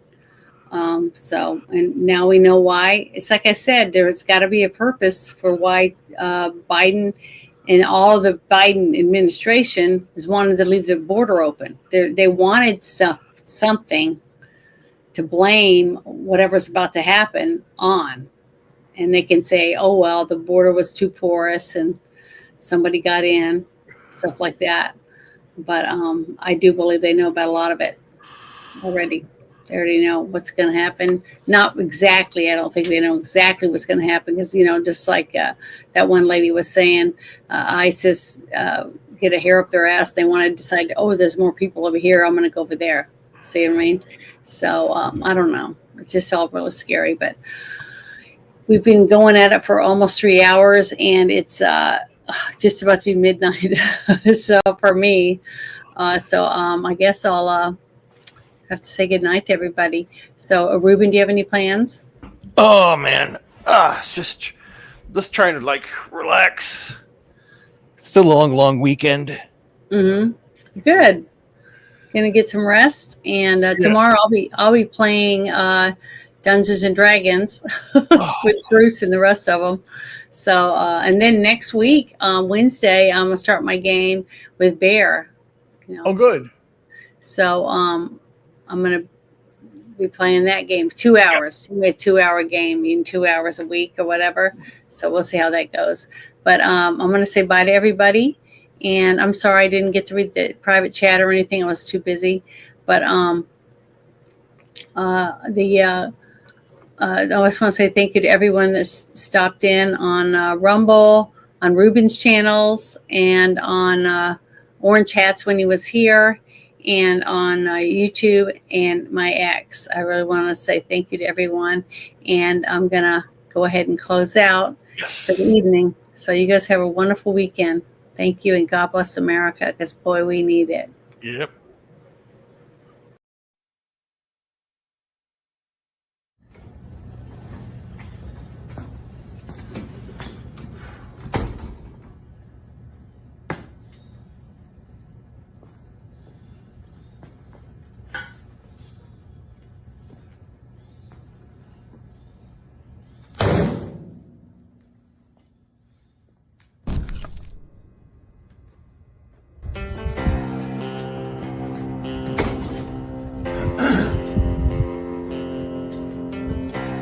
First off, let me convey to my family, friends, and supporters that now is not the time to gloat.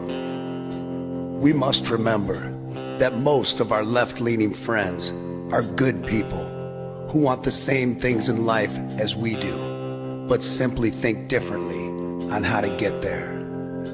It is now time to be the bigger man, to extend an olive branch and unite all reasonable people of this great nation. God has blessed America, and together with President Trump, we will make America great again.